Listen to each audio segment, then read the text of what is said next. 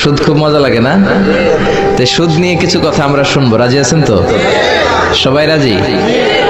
সুদের সাথে ইসলামের কোন সম্পর্ক? জোরে বলেন, সম্পর্ক। সুদ আছে যেখানে মুমিন যাবে না। সুদ হচ্ছে পুঁজিবাদী অর্থনীতির হাতিয়ার। দমন নিপীড়নের মূল মাধ্যম হচ্ছে সুদ। এই সুদের কারণে যারা ধনী এরা শুধু ধনী হতে থাকে, আর যারা গরিব শুধু গরিবই হতে থাকে। ইসলাম চায় না যে রাস্তার এক পাশে পাঁচতলা আর এক পাশে থাকবে গাছতলা। চিল্লা এখন ঠিক কিনা? ইসলাম চায় কায়লা ইয়াকুনা দুলাতান বাইনাল আগনিয়াই মিনকুম, সম্পদ যাতে ধনীদের হাতে কুক্ষিগত হয়ে না থাকে, সম্পদের তারল্য যাতে সবার হাতে পৌঁছে যায়। এজন্য ইসলাম সুদকে করেছে হারাম আর ব্যবসাকে করেছে হালাল। চিল্লায় পড়েন আল্লাহু আকবার। এজন্য রব্বুল আলামিন বলেন, ওয়া আহাল্লাল্লাহুল বাইআ ওয়া হারামার রিবা, আমি আল্লাহ তোমাদের জন্য সুদকে করলাম হারাম আর ব্যবসাকে করে দিলাম হালাল। সুবহানাল্লাহ। ব্যবসাকে হালাল করেছে কে? আর সুদকে হারাম করেছে কে? সুদের মধ্যে দেখা যায় অনেক লাভ, অনেক টাকা, অনেক বরকত, শুধু বেড়ে যায়। আল্লাহ বলে তোমাদের দৃষ্টিতে টাকা বেড়ে যায়, আমি আল্লাহর কাছে বাড়ে না।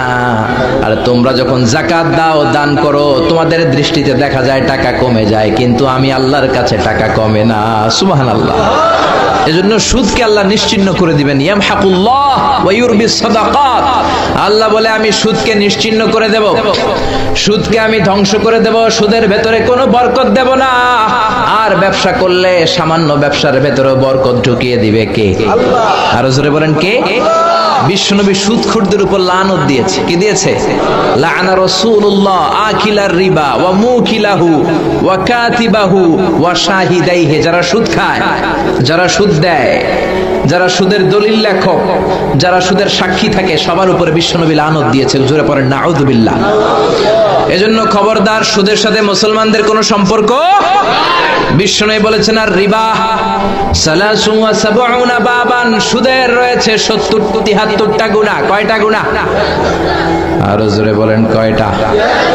সুদের মধ্যে 73টা গুনাহ। আইসারুহা আইয়ান কাহার রাজুল উম্মা, 73টা গুনার মধ্যে সবচাইতে ছোট্ট গুনাহ হলো নিজের মায়ের সাথে জিনা করা। 73টা গুনাহ। আর সবচেয়ে ছোট গুনাহ হচ্ছে আইয়ান কাহার রাজুল উম্মা, ব্যক্তি তার মায়ের সাথে জিনা করবে। এটা যদি সবচেয়ে ছোট গুনাহ হয়, তাহলে বড় গুনার অবস্থা কি? বড় গুনাহটা কি জানার দরকার আছে না নাই? আল্লাহ সেটাও বলে দিলেন, ফাআযানু বিহারবিম মিনাল্লাহি ওয়া রাসূলিহি। সুদের সবচেয়ে ছোট গুনাহ মায়ের সাথে জিনা করা, আর সুদের সবচেয়ে বড় গুনাহ আল্লাহর সাথে যুদ্ধ করা। করবেন নেই? পারা যাবে না আল্লাহর সাথে যুদ্ধে? সে আল্লাহ কবে থেকে ক্ষমতায় বসে? এখন তো আল্লাহ বুড়া হয়ে গেছে। হ্যাঁ, আল্লাহর ক্ষমতা কি আগের মতো আছে? জোরে বলেন আছে? এজন্য সুদের সবচেয়ে ছোট গুনাহ মায়ের সাথে জিনা, সবচেয়ে বড় গুনাহ কার সাথে? যুদ্ধ। আরো জোরে বলেন। এজন্য বিশ্বনবী বলতেন, ইজতানিবু আস-সাবআল মুবিকাত, 7টা ঈমান বিধ্বংসী, আমল বিধ্বংসী কাজ থেকে তোমরা বেঁচে থাকবা। 1 নম্বরে হলো শিরক, আল্লাহর সাথে শিরক করবা না। 2 নম্বরে হলো মাতা পিতার সাথে অবাধ্যতা করা। 3 নম্বরে জাদু দেখানো, জাদু টোনা করা। 4 নম্বরে অন্যায় ভাবে কাউরে হত্যা করা। 5 নম্বরে এতিমের সম্পদ খাওয়া। 6 নম্বরে কোন নারীকে অন্যায় ভাবে জিনার অপবাদ দেওয়া। 7 নম্বরে সুদ খাওয়া। কি খাওয়া? এই 7টা কাজ করলে আপনার ঈমানটাকে ধ্বংস করে দিবে কে? চিল্লায় বলেন কে? এজন্য দুনিয়াতে যারা সুদ খায় তাদের সম্পদে কোনো বরকত নাই, তাদের শুধু রোগ আর রোগ, টেনশন আর টেনশন। আছে না নাই? আবার বিশ্বনবী বললেন, যারা সুদ খায় তাদের 3টা শাস্তি। কয়টা? আরো জোরে বলেন কয়টা?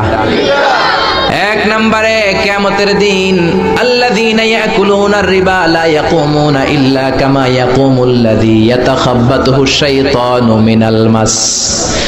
সুদের 1 নাম্বার শাস্তি, কিয়ামতের দিন সুদখোর যখন কবর থেকে উঠবে, রব্বুল আলামিন তাকে জিনে ধরা রোগীর মতো, পাগলের মতো উঠায় দিবে। সুদখোর কবর থেকে উঠে ভূতে ধরা রোগীর মতো, জিনে ধরা রোগীর মতো, পাগলের মতো লাফাতে লাফাতে উঠবে।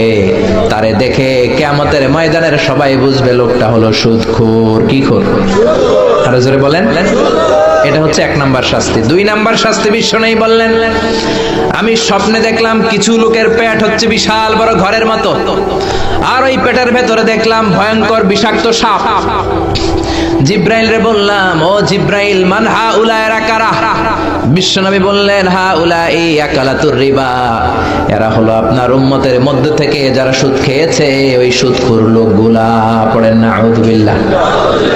3 নাম্বার শাস্তি বিশ্বনবী বলেন, যে রাতে আমাকে মেরাজে নেওয়া হলো, রাআইতু লাইলাতা উসরিয়া বি, মেরাজের রাতে আমি দেখলাম রক্তের একটা নদী, ওই নদীর উপর কিছু লোক সাঁতার কাটে। কিসের নদী দেখছেন কোনদিন? রক্তের নদী আমরা কোনদিন দেখেছি? রক্তের একটা নদীর ভেতরে কিছু লোক সাঁতার কাটে। সাঁতার কাটতে কাটতে বাঁচার জন্য যখন পারে আসতে চায়, তীরে আসতে চায়, কিছু ফেরেশতারা অনেক বড় বড় পাথরের খণ্ড নিয়ে বসা, তীরের দিকে আসতে চাইলে প্রচন্ড জোরে পাথর নিক্ষেপ করে তার চেহারার দিকে। পাথরের আঘাতে ওই লোকটার চেহারা ছিন্ন বিচ্ছিন্ন হয়ে যায়। লোকটা চিৎকার করতে করতে আবার রক্তের নদীর মাঝখানে চলে যায়। আবার তীরে আসতে চাইলে আবার পাথর আছে না নাই? জোরে বলেন। বিশ্বনবী বললেন, মান হাউলা ইয়া জিবরিল, ও জিব্রাইল, এরা কারা? বিশ্বনবী বললেন, এরা হলো আপনার সুদখোর উম্মত। এরা কারা? এজন্য সুদ খাওয়া যাবে? জোরে বলেন, সুদ খাওয়া যাবে? খবরদার, সুদ খাওয়া যাবে না। সুদের বিপরীতে আমরা ব্যবসা করব। ব্যবসায় বরকত দিয়েছে কে? বিশ্বনবী বললেন, রিজিককে আল্লাহ 10 ভাগ করেছেন, তার 1 ভাগ দিয়েছেন পৃথিবীর অন্যান্য পেশার ভেতরে, আর 9 ভাগ দিয়ে দিয়েছেন ব্যবসার ভেতরে। সুবহানাল্লাহ। রিজিকের 9 ভাগ থাকে ব্যবসার ভেতরে, এজন্য সুদ খাওয়া যাবে না। সুদের সাথে ইসলামের কোনো সম্পর্ক। আমরা ব্যবসা করব। আপনি মুশারাকা সিস্টেমে, মুদারাবা সিস্টেমে, আপনি মুরাবাহা সিস্টেমে ব্যবসা করেন, ওই ব্যবসায় বরকত দিবে কে? জোরে বলেন, কে? সুদ হারাম এই কারণে, কারণ টাকার ভেতর থেকে টাকা আসে না। আপনি 1 লক্ষ টাকার একটা বান্ডিল আপনার আলমারির ভেতরে আজকে রাখলেন, 1 বছর পরে খোলার পরে এটা কি 1,10,000 টাকা হবে? 1,05,000, 1,02,000, 1,10 টাকা, 1,05 টাকা, 1,01 টাকা, 1 টাকাও পারবে না। কত থাকবে? 1 লাখই থাকবে। কারণ টাকার ভেতর থেকে টাকা আসে না। টাকার ভেতর থেকে টাকা আসে যখন ওই টাকার সাথে শ্রম যুক্ত হয়, যখন টাকার সাথে কষ্ট যুক্ত হয়, যখন টাকার সাথে মেধা যুক্ত হয়। ঠিক কিনা? তো আপনি টাকা দিয়ে কেমন করে টাকার ভেতর থেকে টাকা নেন? এটা হারাম। হয়তো আপনাকে ব্যবসায় অংশগ্রহণ করতে হবে, লাভ লস দুইটাতে অংশগ্রহণ করতে হবে, রিস্কও থাকবে। আপনি ব্যবসায় টাকা দিয়ে শুধু লাভ নিলেন, লস নিলেন না, এটাই সুদ। ঠিক কিনা? আপনার লাভও নিতে হবে, লস নিতে হবে, ঝুঁকিও নিতে হবে। এইটার নাম হলো ব্যবসা। হয় আপনি ব্যবসা করবেন, তা না হলে আপনি কর্জে হাসানা দিবেন। কি দিবেন? কর্জে হাসানা দিলে ওই ব্যক্তির মর্যাদা বাড়িয়ে দেয় কে? চিল্লায় বলেন, কে? 3 সিস্টেমে ব্যবসা করবেন। কয় সিস্টেমে? সবাই বলেন, আরো জোরে বলেন। 1 নাম্বার হচ্ছে মুশারাকা সিস্টেম। মুশারাকা, পার্টনারশিপ। আমি আপনি শেয়ার, 3-4 জন মিলে শেয়ার, আমার টাকা আপনার টাকা, আর দুজনে মিলে ব্যবসা করব। আমার যদি ধরেন 4 লক্ষ টাকা হয়, আপনার যদি 6 লক্ষ টাকা হয়, তাহলে যেই লাভ হবে তার 60% নেবেন আপনি, 40% নেব আমি। লসও যদি হয় 60% আপনার উপর, 40% আমার উপর। এই ব্যবসাকে বৈধ করেছে কে? আল্লাহ। আরো জোরে বলেন না। 2 নম্বরে হচ্ছে আল মুদারাবা। মুদারাবাও বৈধ। মুদারাবা মানে হচ্ছে আপনার টাকা আমার শ্রম। আল্লাহ আমারে কোনো টাকা দেয় না, আমি মিসকিন, আমি ফকির, আমি দেব শ্রম, আপনি দিবেন টাকা। কত পার্সেন্ট লাভ হলে কে কতটা নিব এটা আমরা ভাগ করে নিব। কিন্তু লস হলে আমার কোনো লস নাই, কারণ আমার শ্রম আপনার টাকা, আমি যে খাটছি এটাই তো আমার লস। ঠিক কিনা? কথা বলেন। আর টাকা যেহেতু আপনার, পুরো লস নেবেন আপনি। এই সিস্টেমও ব্যবসা যায়। 3 নাম্বার হচ্ছে আল মুরাবাহা। বুঝার চেষ্টা করেন, আমার ঘরে ফ্রিজ নাই, ফ্রিজের দাম 1 লক্ষ টাকা। কয় লাখ টাকা? আপনি আমারে বাজার থেকে 1 লক্ষ টাকা দিয়ে একটা ফ্রিজ কিনে আমার কাছে 1,20,000 টাকায় বিক্রি করবেন। এটা আমি কিস্তিতে দিব আপনারে, 6 মাসের কিস্তিতে দিব। আপনার লাভ হচ্ছে আপনি 1 লক্ষ টাকা দিয়ে কিনে 1,20,000 বিক্রি করছেন, 20,000 লাভ। আর আমার লাভ হচ্ছে আমার কাছে কোনো টাকা নাই, আমি ফ্রিজের মালিক হয়ে গেলাম, কিস্তিতে দিয়ে 6 মাস পরে আমি টাকাও পূর্ণ করে দিলাম। এটাকে বলে মুরাবাহা। শাহজালাল ইসলামী ব্যাংক, আল আরাফা ইসলামী bank, Bangladesh Islamic bank limited, এই 3টার সিস্টেমে আপনাদের সাথে বিজনেস করে। আল মুদারাবা, আল মুশারাকা, আল মুরাবাহা। যেই সিস্টেমে আপনি করেন না কেন, এগুলোর কবুল করে নিবে কে? আল্লাহ। কিন্তু এগুলো না করে 100 টাকার বান্ডিল দিয়ে বললেন এই নাও 100 টাকার বান্ডিল, এখানে 10,000 টাকা আছে, সুদে লাগালাম, মাসে দিবা 1,000, কয় হাজার? আরো জোরে বলেন। এখন মাস শেষে 1,000 দিতে পারে না, ওইটার উপর আবার বাড়তে শুরু করলো। আল্লাহ বলে লা তাকুলু আর রিবা আদাআফা মুদাআফা, খবরদার চক্রবৃদ্ধি হারে সুদ খেও না, মাহাজনী সুদ খেও না। কার কথা? আরো জোরে বলেন, কথাটা কার? মাহাজনী সুদ খাওয়া যাবে না, চক্রবৃদ্ধি হারে সুদ খাওয়া যাবে না। তাহলে ব্যাংকের সুদ খাওয়া তো যাবে না? ব্যাংকের সুদ খাওয়া যাবে না, ব্যাংকের সুদও হারাম, আর চক্রবৃদ্ধি হারে মাহাজনী সুদ, এটা অনেক ভয়ঙ্কর হারাম। গ্রামে গঞ্জে এরকম আছে না নাই? 10,000 টাকায় মাসে 1,000 টাকা সুদ। কথা কন, কথা কন, কথা কন। আছে, এখন দিতে পারে না, সুদ আবার বেড়ে যায়। এখন 2,000 হয়ে গেছে, এর পরের মাসেও দিতে পারে না, 3,000 হয়ে যায়। এরপরে কে আসলটা দেয়া লাগবে না, তুই সুদ চালা। কি চালা? সুদ চালাইতে চালাইতে বাড়ি নাই, ভিটা নাই, জমি নাই, টিউবওয়েল নাই, পরনের লুঙ্গিও নাই। আছে না নাই? এটার বলে মহাজনী সুদ, এটার বলে চক্রবৃদ্ধি হারে সুদ। এই সুদ খাওয়া যাবে না। এজন্য সুদ আপনি খেলে এই সুদের এই সম্পদের ভেতরে কোনো বরকত নাই, এটাকে ধ্বংস করে দিবে কে? চিল্লায় বলেন কে? এজন্য আপনি ব্যবসা করবেন। আল্লাহ বললেন হাল্লাল্লাহুল বাইআ ওয়া হারামার রিবা, আমি আল্লাহ ব্যবসাকে তোমাদের জন্য হালাল করলাম, সুদকে করলাম হারাম। এখন আমরা সুদ খাবো না ব্যবসা করব? জোরে বলেন, সুদ না ব্যবসা? ব্যবসার সিস্টেম হচ্ছে আপনাকে লাভ লস দুইটাতে অংশগ্রহণ করতে হবে। আপনি যদি বলেন না আমি শুধু লাভ নিব, লস নিব না, এটা ব্যবসা হবে? এটা সুদ হবে। এটা কি হবে? চিল্লায় বলেন কি হবে? এরপর ইসলাম বলে লা মাইসার, কোনো জুয়া চুরি থাকবে না। বিজনেসের মধ্যে জুয়া চুরি নাই, মানে লটারি নাই। কিন্তু বাংলাদেশের লটারি সিস্টেম আছে না নাই? 10 টাকায় 40 লক্ষ টাকা আছে না নাই? এটা সরাসরি জুয়া চুরি, এটার সাথে ইসলামের কোনো সম্পর্ক। এর কারণ হচ্ছে আমরা 10 টাকা দিয়ে লটারি কিনি, পাই এরকম একটা কাগজ, এই লটারির একটা নাম্বার থাকে এখানে, ঠিক কিনা? আর লেখা আছে 10 টাকায় প্রথম পুরস্কার 40 লক্ষ টাকা। লক্ষ লক্ষ মানুষ 10 টাকা দিয়ে এটা কিনে। কেনার পর যেদিন ড্র হবে, রাফেল ড্র, একজন পায় 40 লাখ, আরেকজন পায় 30 লাখ, আরেকজন পায় 20 লাখ, আরেকজন 10 লাখ, পঞ্চম পুরস্কার পায় 1 লাখ, আর লক্ষ লক্ষ মানুষ এই কাগজ পানিতে ভিজায় খায়। চিল্লায় এখন ঠিক কিনা? এটার নাম হচ্ছে জুয়া চুরি, এটা জায়েজ নাই। কিন্তু এই লটারির কাগজের সাথে যদি আপনার একটা কলম দিয়ে দেয়, এটাকে জায়েজ করার সিস্টেম আছে। এই 10 টাকার লটারির, যখন আপনি লটারিটা কিনবেন, আপনাকে যদি একটা কলম দিয়ে দেয়, তাহলে কেমন যেন আপনি 10 টাকা দিয়ে একটা কলম কিনলেন।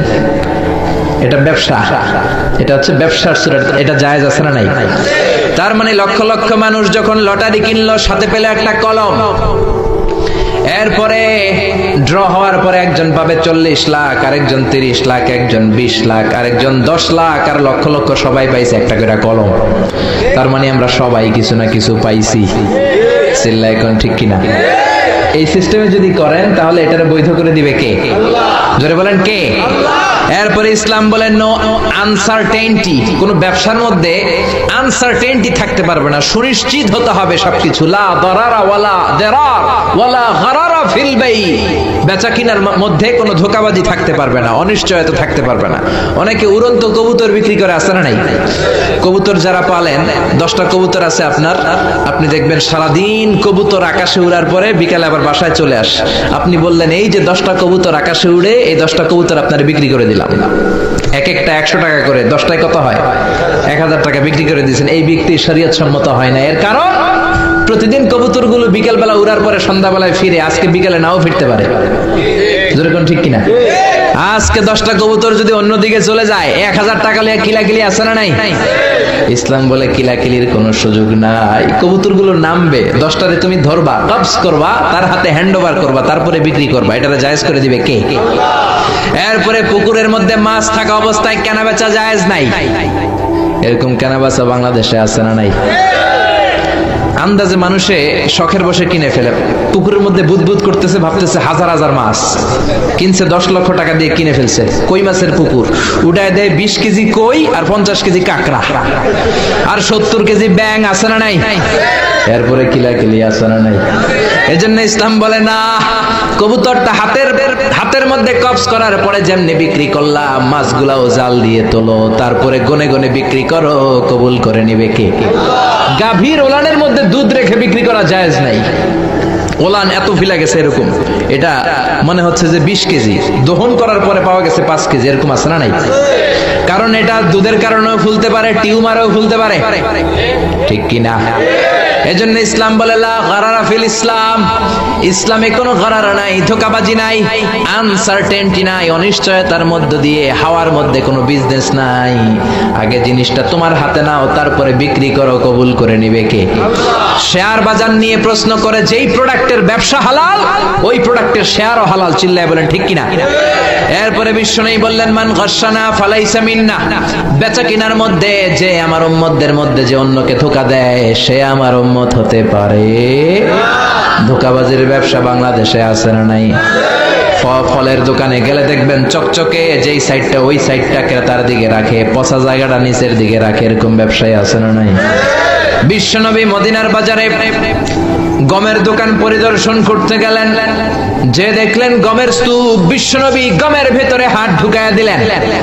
উপরে দেখা যায় শুকনা গম, ভিতরে দেখা যায় ভিজা গম। বিশ্বনবী বললেন মান গাশশানা ফালাইসা মিন্না, যে আমাদেরকে ধোঁকা দেয় সে আমাদের উম্মত নয়। The person who deceives us he is not among আস, যে আমাদেরকে ধোঁকা দেয় সে আমাদের উম্মত হতে পারে, চিল্লায় বলেন উম্মত হতে পারে। এজন্য এই ধোঁকাবাজি করে কোনো ব্যবসা করা যাবে? জোরে বলেন। আর সুদের সাথে আমাদের কোনো সম্পর্ক নাই, চিল্লায় বলেন সম্পর্ক। সুদকে ধ্বংস করে দিবে কে? আর ব্যবসায় বরকত ঢুকিয়ে দিবে কে? বরকতে বিশ্বাস করেন তো? বিশ্বাস করেন? অল্পের ভেতরেও বরকত হতে পারে, 1000 কোটি টাকার মধ্যেও বরকত নাও থাকতে পারে, চিল্লায় বলেন ঠিক কিনা? এজন্য আজ থেকে সুদের সাথে আমাদের কোনো সম্পর্ক নেই, আমরা ব্যবসা করব মুশারাকা সিস্টেমে, মুদারাবা সিস্টেমে, মুরাবাহা সিস্টেমে ব্যবসা করব। অল্প প্রফিট হলো এটার মধ্যে বরকত দিবে কে? আরো জোরে বলেন কে? আর সুদের ব্যবসা করবেন না তো? কারা কারা আজকে থেকে সুদের কোনো ব্যবসার সাথে জড়িত থাকবেন না? 2 হাত উঁচু করে আমার আল্লাহর দেখা। আল্লাহ আমাদের হাতগুলোকে তুমি কবুল করো, চিল্লায় পড়েন আমিন। সুদের আলোচনা ভালো লাগতেছে না? না একেবারে উপরে এসে পড়ছে না? সুদের সাথে ইসলামের কোনো সম্পর্ক নাই। আল্লাহ সুদ থেকে আমাদেরকে বাঁচাক, আল্লাহ আমাদের হালাল রিজিকে বরকত দিক। আরো জোরে পড়েন আমিন। আমি আমার খুতবার শুরুতে সূরাতু বনী ইসরাইলের ছোট্ট একটা আয়াত তেলাওয়াত করেছি। আসুন এই আয়াতের আলোকে আপনাদের সাথে কিছু কথা শেয়ার করি, যদি আপনারা মনোযোগী হন। শুনবেন শুনবেন শুনবেন শুনবেন। রব্বুল আলামিন বলেন ওয়াকাদা রাব্বুকা আল্লা তা'বুদু ইল্লা ইয়াহু ওয়া বিল ওয়ালিদাইনি ইহসানা। আল্লাহ বললেন গোলাম আমার ফয়সালা 2টা, এই 2টা ফয়সালা হলো স্পেশাল ফয়সালা, অনড় ফয়সালা। এই ফয়সালার কোনো নড়চড় নাই, এই ফয়সালার কোনো পরিবর্তন নাই। প্রথম ফয়সালাটা হলো আল্লাহ তা'বুদু ইল্লা ইয়া, ইবাদত হবে একজনের, তিনি কে? আল্লাহ ছাড়া অন্য কারো ইবাদত করা যাবে? আবার আল্লাহ ডেকে বললেন গোলাম জিন জাতি মানব জাতি এই 2টা জাতিকে আমি সৃষ্টি করেছি শুধু আমার ইবাদতের জন্য, ঠিক কি না? ওমা খালাকতুল জিন্না ওয়াল ইনসা ইল্লা লিয়াবুদুন, আমি জিন জাতি আর মানব জাতিকে কোনো কাজের জন্য তৈরি করি নাই, কোনো উদ্দেশ্যে বানাই নাই, শুধুমাত্র কেবলমাত্র একমাত্র আমি আল্লাহর ইবাদতের জন্য বানিয়েছি। কার কথা? আরো জোরে বলেন কার? আল্লাহ ছাড়া কারো ইবাদত করা যায় না।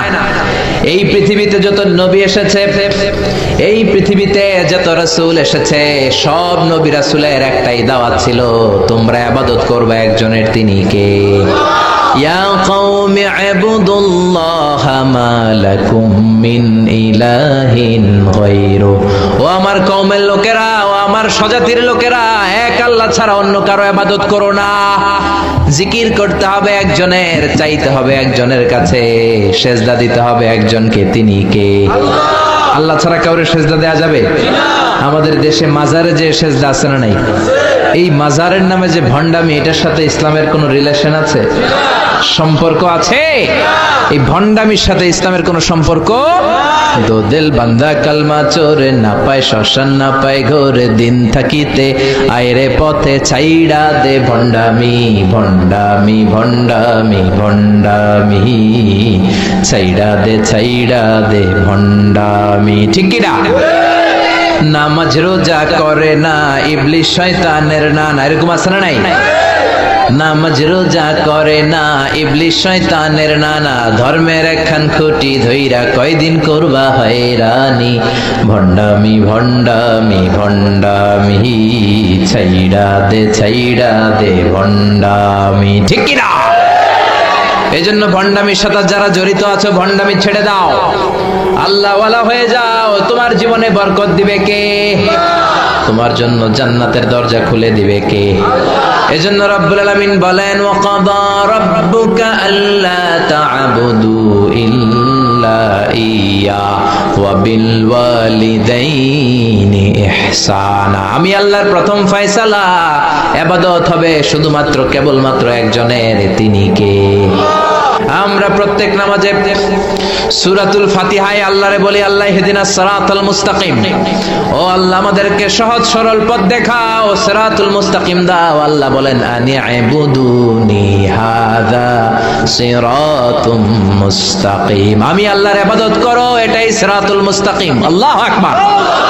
আপনি যদি আল্লাহর ইবাদত করেন তাহলে আপনি বুঝবেন যে আপনি সিরাতুল মুস্তাকিমের উপর আছেন। আর যদি বুঝেন আল্লাহর ইবাদত ছেড়ে আপনি অন্যদিকে দৌড়াচ্ছেন, তার মানে হলো আপনি সিরাতুল মুস্তাকিমের উপর থাকার সৌভাগ্য অর্জন করতে পারেন নাই। চিল্লা এখন ঠিক কি না?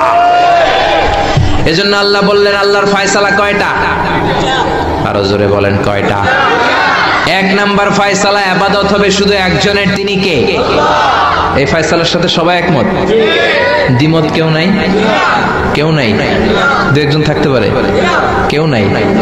আল্লাহ বললেন, আমার প্রথম ফয়সালা ইবাদত হবে শুধু আমি আল্লাহর। দুই নাম্বার ফয়সালা, ওয়া বিল ওয়ালিদাইনি ইহসানা, ইহসান হবে মাতা পিতার সাথে, মানে ভালো আচরণ হবে মাতা পিতার সাথে। বুঝা গেল ইবাদত হবে আল্লাহর, ইহসান হবে মাতা পিতার। আল্লাহর সাথে, আল্লাহর জন্য আপনি ইবাদত করবেন, আর মাতা পিতার প্রতি আপনি ইহসান করবেন।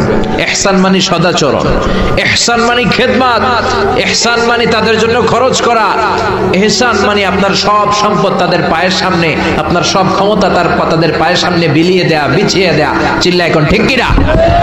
এজন্য আল্লাহ বললেন, আমার দুই নাম্বার ফয়সালা, ওয়া বিল ওয়ালিদাইনি ইহসানা, মাতা পিতার সাথে ইহসান করবা। আমরা বললাম, আল্লাহ আপনার জন্য ইবাদত হবে, এটা আমরা বুঝলাম, মাতা পিতার সাথে ইহসান কেমন করে হবে এটা আমরা বুঝলাম না। আল্লাহ বললেন, ইহসান কাকে বলে যদি না বোঝো তাহলে বুঝে নাও, ইম্মা ইয়াবলুগান্না ইনদাকাল কিবারা আহাদুহুমা আও কিলাহুমা ফালা তাকুল লাহুমা উফ। আল্লাহ নিজেই ইহসানের ব্যাখ্যা দিচ্ছেন। আল্লাহ বললেন, ইহসানের প্রথম তাফসীর হলো, আব্বা আম্মা একজন কিংবা দুইজন যখন বার্ধক্যে উপনীত হয়ে যায়, যখন বয়সে পৌঁছে যায়, খবরদার তাদের কোনো কাজে তুমি নাক ছিটকাতে পারবা না, তাদের কোনো কাজে নাক ছিটকাতে পারবে না, তাদের কোনো কাজে উহ আহ এমনকি উফ শব্দটাও বলা যাবে না। চিল্লা এখন ঠিক কিনা? কারণ আমরা যখন ছোট ছিলাম বাবা মারে কষ্ট দিয়েছি কি দেই নাই? আপনার কত বছর আগের ঘটনা মনে আছে? আপনার বয়স যখন 3 তখন আপনি কি করছিলেন মনে আছে? তো ওইটাই যদি মনে না থাকে, বয়স যখন 2 ছিল ওগুলো মনে আছে? বয়স যখন 1 ছিল ওগুলো মনে আছে? জ্বালাতনটা তো ওই সময় বেশি করছে। চিল্লা এখন ঠিক কিনা? শীতের রাত, আমাকে নিয়ে আমার মা ঘুমালো, আমাকে রেখেছে ডান দিকে, পেশাব করে ডান পাশটা আমি ভিজিয়ে দিয়েছি। আমার মা আমাকে ঘর থেকে বের করে দেয় নাই, শীতের রাতে বাম দিকে আমাকে শোয়ালো। কনকনে মাঘ মাসের শীতের রাতে বাম পাশটাতেও পেশাব করে ভিজিয়ে দিলাম। আমার মা আমারে ঘর থেকে বের করে দেয় নাই। আমার মা তার বুকের মাঝখানে রেখে ঘুমাতে শুরু করেছে। মাঘ মাসের শীতের রাত 3টার দিকে পেশাব করে মায়ের বুকটাও আমি ভিজিয়ে দিয়েছি। জামাটাও ভিজিয়ে দিয়েছি। মা 3টার দিকে উঠে নতুন শাড়ি পরে, নতুন জামা পরে, আগের ভিজা পেশাব মাখানো জামাটাকে চেঞ্জ করে আবার আমাকে নিয়ে ঘুমিয়েছে। আমাকে ঘর থেকে বের করেছে নাকি? জোরে বলেন। এজন্য আল্লাহ বুঝাতে চাইলেন, গোলাম ছোট্টবেলা যেমনি কষ্ট দিয়েছো, মা বাবা রেগে যায় নাই, তোরে লাথি মেরে ঘর থেকে তাড়ায় দেয় নাই, তোরে এতিমখানায় দেয় নাই। মা বাবা বয়সে যখন উপনীত হয়ে যায়, বার্ধক্যে যখন পৌঁছে যায়, ওই মা বাবারে খবরদার বৃদ্ধাশ্রমে দিয়ে আসবি না। বৃদ্ধাশ্রম বাংলাদেশে আছে না নাই? ছেলে আমার মস্ত মানুষ, মস্ত অফিসার, মস্ত ফ্ল্যাটে যায় না দেখা এ পারে ও পার, নানান রকম জিনিস আর আসবাব দামি দামি, সবচেয়ে কম দামি ছিলাম একে মাত্র আমি। ছেলের আবার আমার প্রতি অগাধ সম্ভ্রম, আমার ঠিকানা তাই বৃদ্ধাশ্রম। ঠিক কি না? অনেক কপাল পোড়া আছে, ডাকাত আছে। মা বাবা বার্ধক্যে উপনীত হওয়ার পরে তাদের কর্মকাণ্ডে নাক ছিটকায়, ঘরে আর বাবা মারে রাখতে মনে চায় না, বৃদ্ধাশ্রমে রেখে আসে। এরকম ডাকাত আছে রাই। বাবা মারে বৃদ্ধাশ্রমে দেয়া যাবে? চিল্লায় বলেন, দেয়া যাবে? যে বেয়াদব গুলো, যে ডাকাত গুলো মার বাবারে বার্ধক্যে উপনীত হলে, বয়স হয়ে গেলে বৃদ্ধাশ্রমে দিয়ে আসে, ওই বেয়াদবটা বুড়া হলে ওর কপালে বৃদ্ধাশ্রম জুটবে না। চিল্লায় এখন ঠিক কিনা? ভাঙ্গা থালা হাতে নিয়ে তুই ভিক্ষা করে খাবি। চিল্লা এখন ঠিক কিনা? আল্লাহ বললেন আমার 2 নাম্বার ফয়সালা, ওয়াবিল ওয়ালিদাইনি ইহসানা, মাতা পিতার সাথে ইহসান করবা। ইহসানের প্রথম ব্যাখ্যা, ইম্মা ইয়াবলুগান্না ইনদাকাল কিবারা আহাদুহুমা আও কিলাহুমা ফালা তাকুল লাহুমা উফ। মা বাবার একজন কিংবা 2 জন যদি বার্ধক্যে উপনীত হয়ে যায়, খবরদার মা বাবারে বৃদ্ধাশ্রমে দিও না। মা বাবা পেশাব করে দিতে পারে, পায়খানা করে দিতে পারে, তোমাকে যেমনি পরিষ্কার করে আদর যত্ন করেছে, তুমিও পরিষ্কার করবা। মা বাবার খেদমত করবা, তোমার জীবনটারে উজালা করে দিবে কে? আল্লাহ বললেন ইহসানের 2 নাম্বার ব্যাখ্যা, ওয়ালা তানহারহুমা, মা বাবারে ধমক দিও না। অনেক বেয়াদব ছেলে মেয়ে আছে, মা বাবার সাথে ঝিড়কি দিয়ে কথা বলে, ধমক দিয়ে কথা বলে, এলাকার লোকদের সাথে যখন কথা বলে ভদ্র ভাষায় কথা বলে, ঘরে ঢুকলে মায়ের গালি দেয়, আছে না নাই? বাবারে ডাকে বুড়া, মারে ডাকে বুড়ি, আছে না নাই?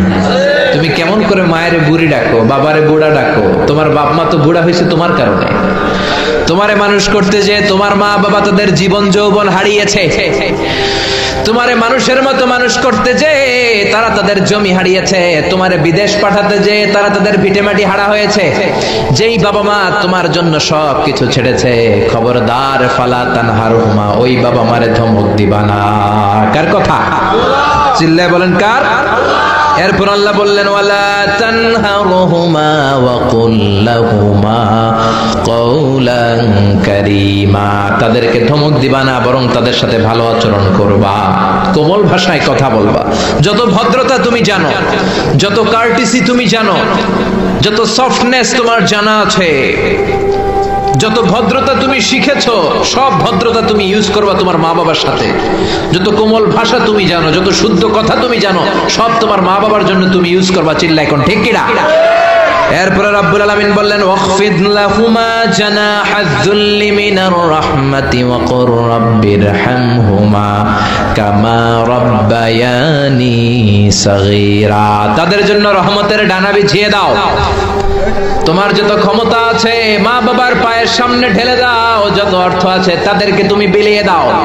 আর বাবা মা একজন কিংবা 2 জন যদি দুনিয়া ছেড়ে বিদায় নেয়, তাদের কবরের সামনে দাঁড়িয়ে চোখের পানি ছেড়ে পড়তে আরম্ভ করে দাও, রব্বিরহামহুমা কামা রাব্বায়ানি সাগীরা ওয়া কুর রাব্বিরহামহুমা কামা রাব্বায়ানি সাগীরা। ও আল্লাহ, ছোট্টবেলা বাবা মা যেমনি আমার আদর দিয়ে সোহাগ দিয়ে কাছে টেনে নিয়েছে, কিয়ামতের দিন কবরের ভেতরে তুমিও আমার বাবা মারে আদর করে কাছে টেনে নিও। পড়ে না আমিন? চিল্লায় পড়ে না আমিন? এজন্য ইবাদত হবে একজনের, তিনি কে? আর ইহসান হবে কার সাথে? এজন্য মা বাবার দোয়ার দরকার আছে না নাই?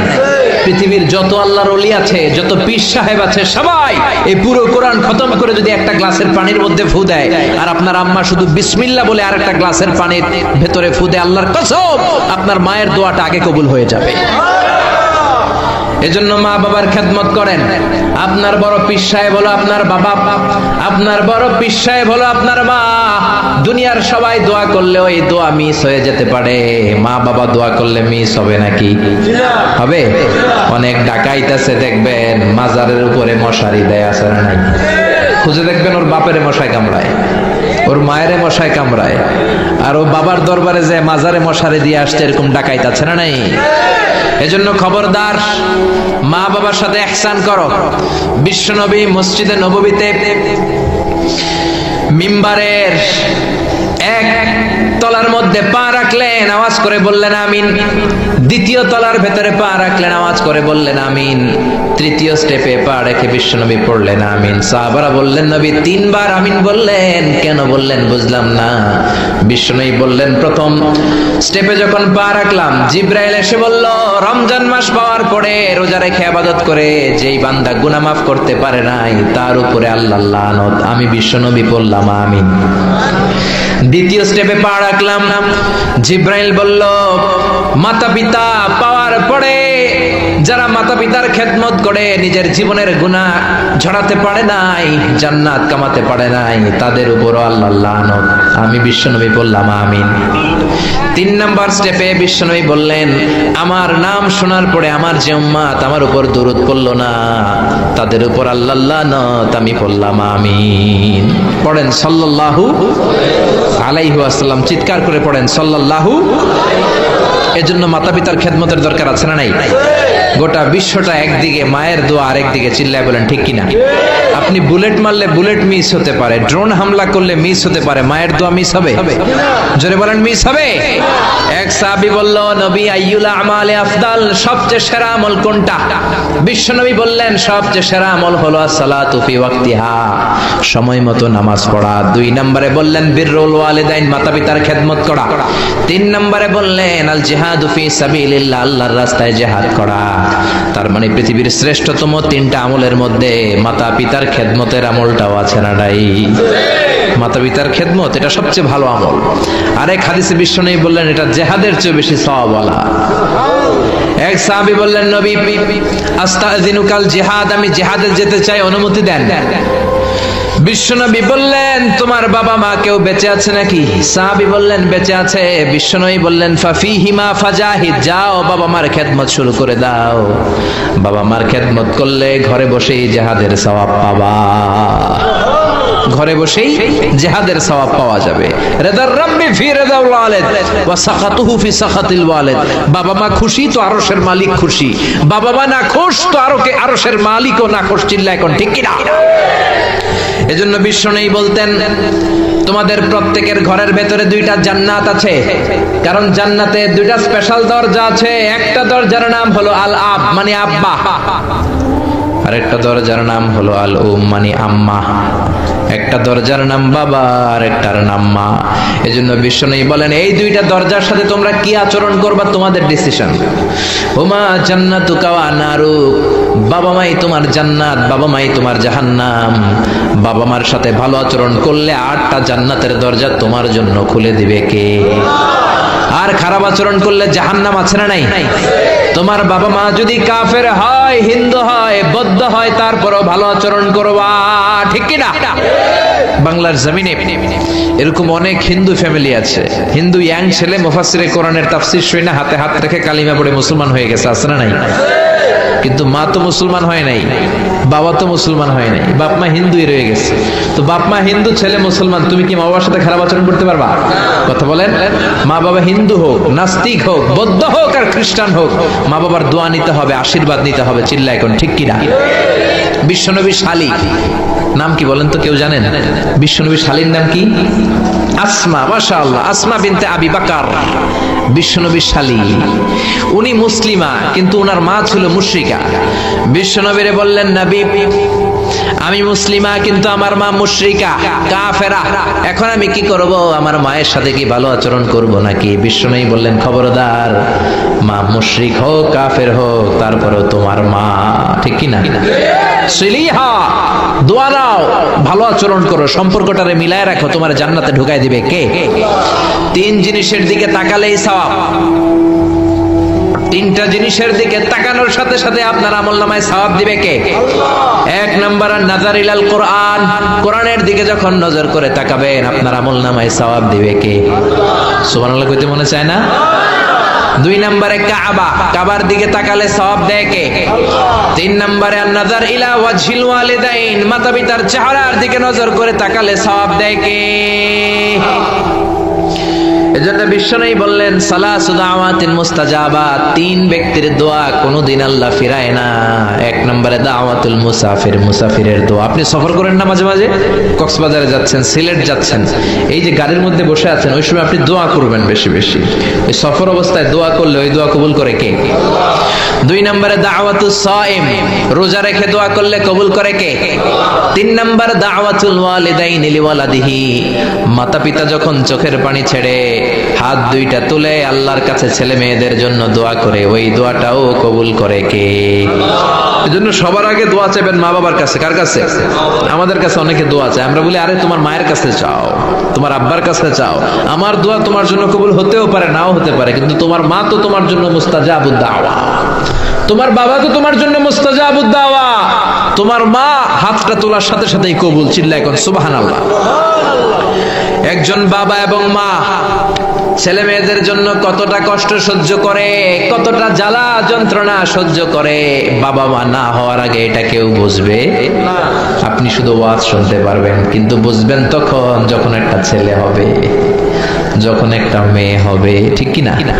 এজন্য বিশ্বনবী বলতেন, আল জান্নাতু তাহতা আকদামি উম্মাহাতিকুম, ও দুনিয়ার মানুষেরা শোনো শোনো, যেই জান্নাতের জন্য তোমরা পাগল, যেই জান্নাতের বর্ণনা শুনলে তোমাদের হৃদয় ঠান্ডা হয়ে যায়, যেই জান্নাতে যাওয়ার জন্য তোমরা ইবাদত করো, ওই জান্নাত থাকে তোমাদের মায়ের পায়ের তলায়। এই দুনিয়ার পুরুষ মানুষদের পায়ের নিচে থাকে জুতা, জুতার নিচে থাকে বালি, আর এই দুনিয়ার এক একটা মহিলার পায়ের নিচে থাকে তার ছেলে মেয়েদের জান্নাত। ওগো মা তুমি এই ধরনের শ্রেষ্ঠ নেয়ামত, তোমারই পদ তলে রয়েছে জান্নাত।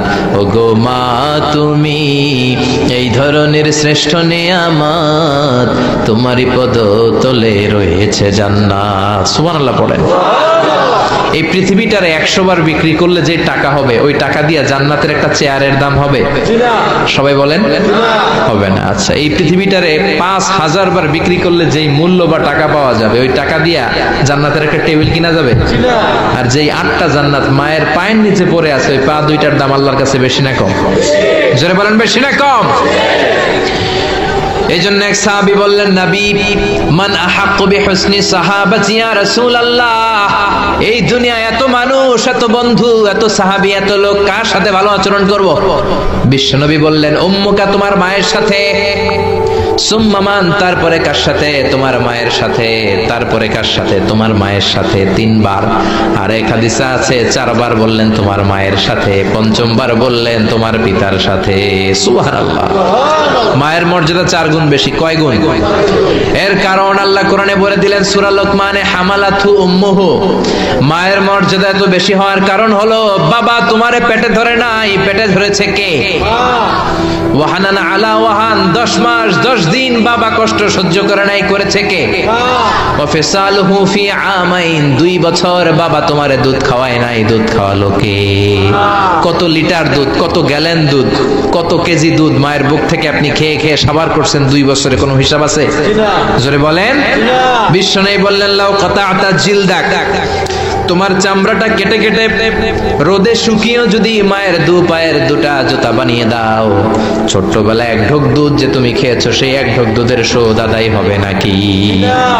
মায়ের একেধারে দুধের দাম, কাটিয়া গায়ের চাম, পাপোশ বানাইলেও ঋণের শোধ হবে না, এমন দরদি ভাবে কেউ হবে না আমার মা। গো, এমন দরদি হবে কেউ হবে না আমার মা গো। পড়েন না আল্লাহু আকবার। বিশ্বনবীর সাহাবী নাম হলো আলকামা। কি নাম? সবাই বলেন কি নাম? আলকামা বিশ্বনবীর সাহাবী। ইন্তেকালের আগে আলকামার জিহ্বা দিয়ে কালেমা বের হয় না। 3 দিন যাবত বিছানায় পড়ে আছে, মুমূর্ষ, মরে যাবে, কিন্তু জিহ্বা দিয়ে কালেমা বের হয় না। বিশ্বনবী বলেছেন, লাকিনু মাউতাকুম লা ইলাহা ইল্লাল্লাহ, তোমরা মরণের আগে তোমাদের মুমূর্ষ রোগী মৃতদের সামনে লা ইলাহার তালকিন দাও। যখন দেখবেন আপনার চাচার রুহুটা বের হয়ে যাচ্ছে, দাদার রুহুটা বের হয়ে যাচ্ছে, বাবার রুহু বের হয়ে যাচ্ছে, তার শিয়রের সামনে, কানের সামনে বসে পড়তে আরম্ভ করবেন, লা ইলাহা লা ইলাহা ইল্লাল্লাহু মুহাম্মাদুর রাসূলুল্লাহ সাল্লাল্লাহু। কিন্তু বলবেন না এই কালেমা পড়ো, কালেমা পড়ো, কালেমা পড়েন, কালেমা পড়েন, এগুলো বলবেন না, শুধু তালকিন দিবেন। ওটা থেকেই উনি বুঝবেন, কারণ মৃত্যুর একটা কষ্ট আছে না নাই? মৃত্যুর যন্ত্রণায় সে অস্থির, আপনি জোরাজুরি করতেছেন কালেমা পড়, সে যদি বলে না পড়বো না, ঝামেলা আছে না নাই? এজন্য কানের সামনে শুধু তালকিন দিবেন।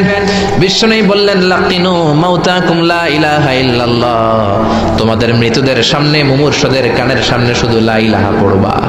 ওনার বিবি, ওনার আত্মীয়রা আলকামা নামক সাহাবীর কানের সামনে লা ইলাহা পড়ে, 3 দিন ধরে কালেমা বের হয় না। কখন যেন মরে যায়, বিশ্বনবীর কাছে পাঠানো হলো। বিশ্বনবী সুহাইব আর বেলাল 2 জন সাহাবীকে পাঠালেন, তারা যেও কালেমার তালকিন দিল, কিন্তু মুখ দিয়ে কালেমা বের হয় না। বিশ্বনবী আলকামার বিবিরে ডেকে পাঠালো, বিবি, আলকামার বিবি, তোমার স্বামী কেমন ছিল? বলে, আমার স্বামী অনেক বড় আল্লাহর ওলি ছিল, নামাজ ছাড়তো না, তেলাওয়াত ছাড়তো না, জিকির ছাড়তো না। বিশ্বনবী বললেন, আলকামার বাবা মা কেউ বেঁচে আছে নাকি? বিবি বলে, আলকামার মা বেঁচে আছে, ডাকো। আলকামার মা আসার পরে বিশ্বনবী বললেন, আপনার ছেলে কেমন ছিল? নামাজ পড়তো নাকি, রোজা করতো নাকি, জিকির করতো নাকি? আলকামার মা বলে, সবই করতো। আপনার সাথে কেমন আচরণ করতো? এটা বলার পরে মা আর কথা বলে না, শুধু চোখের পানি ছাড়ে। আলকামার মা বলে, নবী, আলকামার ব্যাপারে আমার মনে অনেক দুঃখ, কোনোদিন আমার কথা শুনে নাই, শুধু বিবির কথা শুনতো, বউরে প্রাধান্য দিত, আমার যত্ন নিত না, আমার কথা বেশি শুনতো না, এজন্য আমার মনে আলকামার ব্যাপারে অনেক জ্বালা। বিশ্বনবী বললেন, আপনার ছেলেরে মাফ করে দেন। রাগের চোটে আলকামার মা বলে, না, আমি মাফ করব না। বিশ্বনবী বললেন, ও সাহাবারা, লাকড়ি আনো, আগুন জ্বালাও, আলকামারে আমরা আগুনের উপর নিক্ষেপ করব। আগুন জ্বালানো হলো, সব সাহাবারা আলকামাকে ধরে আগুনের মধ্যে ফেলবে। ইন দা মিন টাইম দুঃখিনী মা বিশ্বনবীর পায়ের সামনে এসে বলে, ও নবী, আমার কলিজার টুকরাটারে আগুনে ফেলবেন না। ও নবী, আমার মনে আর কোনো জ্বালা নাই, আমার মনে আর কোনো দুঃখ নাই, আলকামা তো আমার নার ছেড়া ধন। 10 মাস 10 দিন আমার পেটে ছিল, আমার দেহ থেকে নিউট্রিশন নিয়ে, খাদ্য পুষ্টি নিয়ে আলকামা বড় হয়েছে। বেয়াদবি করেছে, কি হয়েছে? আমি আলকামারে মাফ করে দিলাম গো নবী। আলকামার মা, আলকামা শিয়রের সামনে দাঁড়িয়ে যখন মাফ করার ঘোষণা দিয়েছে, বিশ্বনবী সাক্ষী, সাহাবারা দাঁড়িয়ে আছে। আলকামা চিৎকার করে পড়তে আরম্ভ করলো, লা ইলাহা ইল্লাল্লাহু মুহাম্মাদুর রাসূলুল্লাহ সাল্লাল্লাহু আলাইহি ওয়াসাল্লাম। আল কালিমা তাইয়্যিবা চিৎকার করে পড়ার সাথে সাথে তার রূহ কবজ হয়ে গেল। চিল্লায় পড়েন আল্লাহু আকবার। এজন্য মায়ের দোয়া বড় দোয়া, বাবার দোয়া বড় দোয়া। মা বাবা দোয়া করলেও কবুল, বদদোয়া করলেও কবুল। মা বাবার শুধু যদি দোয়াটাই কবুল হতো তাহলে টেনশন নাই, দোয়া করে না তো কি হয়েছে। কিন্তু বদদোয়া করলেও কবুল করে নেয় কে? আল্লাহ। দোয়া করলেও কবুল, বদদোয়া করলেও। সাইয়েদনা ইব্রাহিম আলাইহিস সালাম সাইয়েদনা ইসমাঈল আর হাজরাকে, আরবিতে নাম হলো হাজার, রেখে গেলেন মক্কায়। ওনার বিবি হাজরা ইন্তেকাল করলো, ছোট্ট দুধের শিশু, ওনার পায়ের ধাক্কায় জামজামের পানি বের হলো, বড় হতে লাগলেন। শৈশব পেরিয়ে কৈশোর, কৈশোর পেরিয়ে যৌবন, তাগড়া যুবক। তখন জুরহুম নামক একটা কওমের একটা মেয়েকে তিনি বিয়ে করলেন। বিয়ে করে সুখের সংসার শুরু করলেন আল্লাহর আদেশে। অনেক পরে সাইয়েদনা ইব্রাহিম তার কলিজার টুকরা ইসমাইলের বাড়িতে বেড়াতে গেল। কার বাড়িতে? কে গেল বেড়াতে? সৈয়দনা ইব্রাহিম বেড়াতে গেলেন। যাওয়ার পরে দেখে সৈয়দনা ইসমাইল ঘরে নাই। দরজার বাইরে থেকে সালাম দিলেন, আসসালামু আলাইকুম। এটা কিন্তু প্রামাণ্য বর্ণনা দিচ্ছি আমি বুখারী থেকে, বুখারীর বর্ণনা, এটা গল্প না। দরজার বাইরে থেকে সালাম দিলেন, আসসালামু আলাইকুম। ভেতর থেকে কর্কশ গলায়, ঝাঁঝালো কণ্ঠে, কণ্ঠের মধ্যে কোনো মায়া নাই, দয়া নাই, এরকম একটা কণ্ঠের মেয়ে উত্তর করে বলল, ওয়া আলাইকুমুস সালাম। সাইয়েদনা ইব্রাহিম জিজ্ঞেস করলো, কাইফা হালুকি ইয়া উম্মি, ও মা তুমি কেমন আছো? মেয়ে কয়, বেশি ভালো না। সংসার কেমন চলে? সুবিধার না? খাওয়া দাওয়া ঠিক মতো হয়নি না? কিচ্ছু হয় না? আমনে কেডা? সাইয়েদনা ইব্রাহিম বলে, আমি কে তোমার জানার দরকার নাই।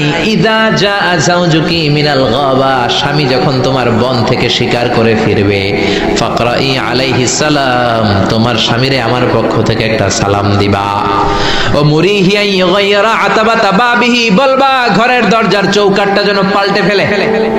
সাইয়েদনা ইব্রাহিম চলে গেলেন। বিকেল বেলা জঙ্গল থেকে শিকার করে সাইয়েদনা ইসমাইল ঘরে ফিরলেন। ঘরে ফেরার পর বিবি বলে, একটা বুড়া আইছিল। বুড়া কে আইছিল? সাইয়েদনা ইসমাইল বলে, বুড়া?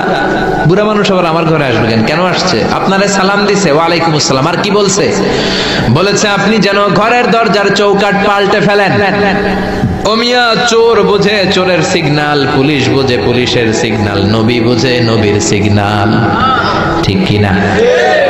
সাইয়েদনা ইসমাইল তো বুঝে ফেললেন, কি রে, ঘরের দরজার চৌকাঠ পাল্টে ফেলো, এরকম রূপক কথা, মেটাফরিক্যাল ইঙ্গিত দুনিয়ার সাধারণ মানুষ দিতে পারে না। চিৎকার দিয়ে বিবিরে বললেন, ও কপাল পুড়ি, তুই কি করলি? নিজের কপাল পুড়লি, নিজের কপালে নিজে কুড়াল দিলি। যেই লোকটারে বুড়া বুড়া বলে সম্বোধন করলি, ওই লোকটার কেউ নয়, আমার জন্মদাতা পিতা, এই জামানার সবচেয়ে বড় পয়গম্বর ইব্রাহিম খলিল। আমার বাবা যে সিগন্যাল দিয়েছে, এটা তো গ্রিন সিগন্যাল না, এটা রেড সিগন্যাল। তার মানে তোর তালাক দিতে বলেছে, গেট আউট, গেট আউট, ডিভোর্সিও তালাক দিয়ে দিলাম, যা। আপনার আব্বাও যদি বলে তোমার বউরও তালাক দিয়ে দাও, দিয়ে দিবেন নাকি? এবার দিয়ে দিয়েন না। আপনার বাবাও বাবা, ইসমাইলের বাবা ইব্রাহিমও, কথা বলেন। সাইয়েদনা ইব্রাহিম ছিলেন আল্লাহর জালিল কাদের পয়গম্বর। আকাশ থেকে ওহী আসলে নবীরা কথা বলে, মন গড়া নবীরা কিছু বলে না। আপনার বউকে যদি আপনার বাবা বলে তোর বউরে তালাক দে, দিয়ে দিয়েন না। আবার কি করবেন? বুঝাবেন, বাবারও বুঝাবেন, বিবিরও বুঝাবেন, ঘরের ভিতরে সংলাপ করবেন, সমঝোতা করবেন। আমাদের দেশের দুই নেত্রী সংলাপ করে না তো কি হয়েছে? আমরা করব, আমরা ঘরে ঘরে সংলাপ করব, সমঝোতা করব, ঠিক কিনা? মিলায় দিবেন, মিলায় দিলে বরকত আছে না নাই? কেউ ঝগড়া লাগলে মিলাবেন, মারামারি লাগলে মিলাবেন, কেউ যদি আরেকজনরে মারতে যায়, উদ্ধত হয়, মিলায় দিবেন। যারা মিলায় দেয় তাদের মর্যাদা বাড়ায় দেয় কে? কিন্তু সমাজের কিছু দুষ্ট চরিত্রের লোক আছে, দুইজন যদি মারামারি লাগে আরো লাগায়া দেয়, আছে না নাই? আগুন লাগলে আপনারা কি ঢালেন? অনেকে তেল ঢালে, আছে না নাই? এখন আগুন লাগলে কি তেল ঢালবেন না পানি ঢালবেন? মিলায়ে দিবেন। বউরাও বুঝাবেন, বাবারাও বুঝাবেন, দুইজন রে বুঝায় আস্তে ধীরে আগাবেন। তালাক তো অনেক পরের কথা। ইসলামের দেয়া অনুশাসন যদি আমরা মেনে চলি, কোনোভাবেই তালাক হবে না। স্বামীকে আল্লাহ কিছু দায় দায়িত্ব দিয়েছেন, স্ত্রীকে আল্লাহ কিছু দায় দায়িত্ব দিয়েছেন। এই দুইটা দায়িত্ব যে কত গুরু দায়িত্ব, গোটা বিশ্বব্যাপী এই দায়িত্বের মধ্য দিয়ে বিশ্বটা চলে। পৃথিবীর প্রথম স্বামী ছিলেন সাইয়েদনা আদম, পৃথিবীর প্রথম বউ ছিল হাওয়া। সেখান থেকে স্বামী স্ত্রীর এই জীবন আছে না নাই? স্বামী আর স্ত্রী বানায় যেজন মিস্ত্রি, সে বড় আজব কারিগর, ঠিক কিনা? স্বামী আর স্ত্রী বানায় যেজন মিস্ত্রি, সে বড় জটিল কারিগর। এজন্য এই সম্পর্কটা বড় ভয়ঙ্কর সম্পর্ক, এটাকে মিলিয়ে রাখতে হবে। তালাকের সিস্টেম হচ্ছে, প্রথমে আপনি ফাইদুহুন্না, কোরআন বলে আপনি প্রথমে স্ত্রীকে ওয়াজ করবেন। ঝগড়া হলে কি করবেন? ঘরে ওয়াজ নাই, আছে মারামারি আর কিলাগিলি। ওয়াজ করবেন, ওয়াজেও কাজ হচ্ছে না, বুঝানোর চেষ্টা করবেন, বুঝে না। এরপর আল্লাহ বললেন ওয়াহজুরুহুন্না ফিল মাদাজি', বিছানা আলাদা করে দাও, তুমি এক রুমে ঘুমাবা, তোমার বিবিরে দিবা আরেক রুম। কিছুদিন বিচ্ছেদ চললে ওই বিবির অন্তরে ভালোবাসা তৈরি করে দিবে কে? সুবহানাল্লাহ পড়েন। এখন ওয়াজ করলেন, বুঝাইলেন, বুঝে না। বিছানা আলাদা করলেন, তাও শোনে না। এবার ওয়াদ্রিবুহুন্না, কোরআন বলল বউরে শাসন করো। অনেকে বলে বউরে পিটাও, না, পিটানোর কথা বলে নাই। ওয়াদ্রিবুহুন্না মানে তাদেরকে শাসাও, শাসন করো। মুফাসসিররা এটার তাফসীর করতে যে হয়রান হয়েছে যে কি দিয়া পিটাবে।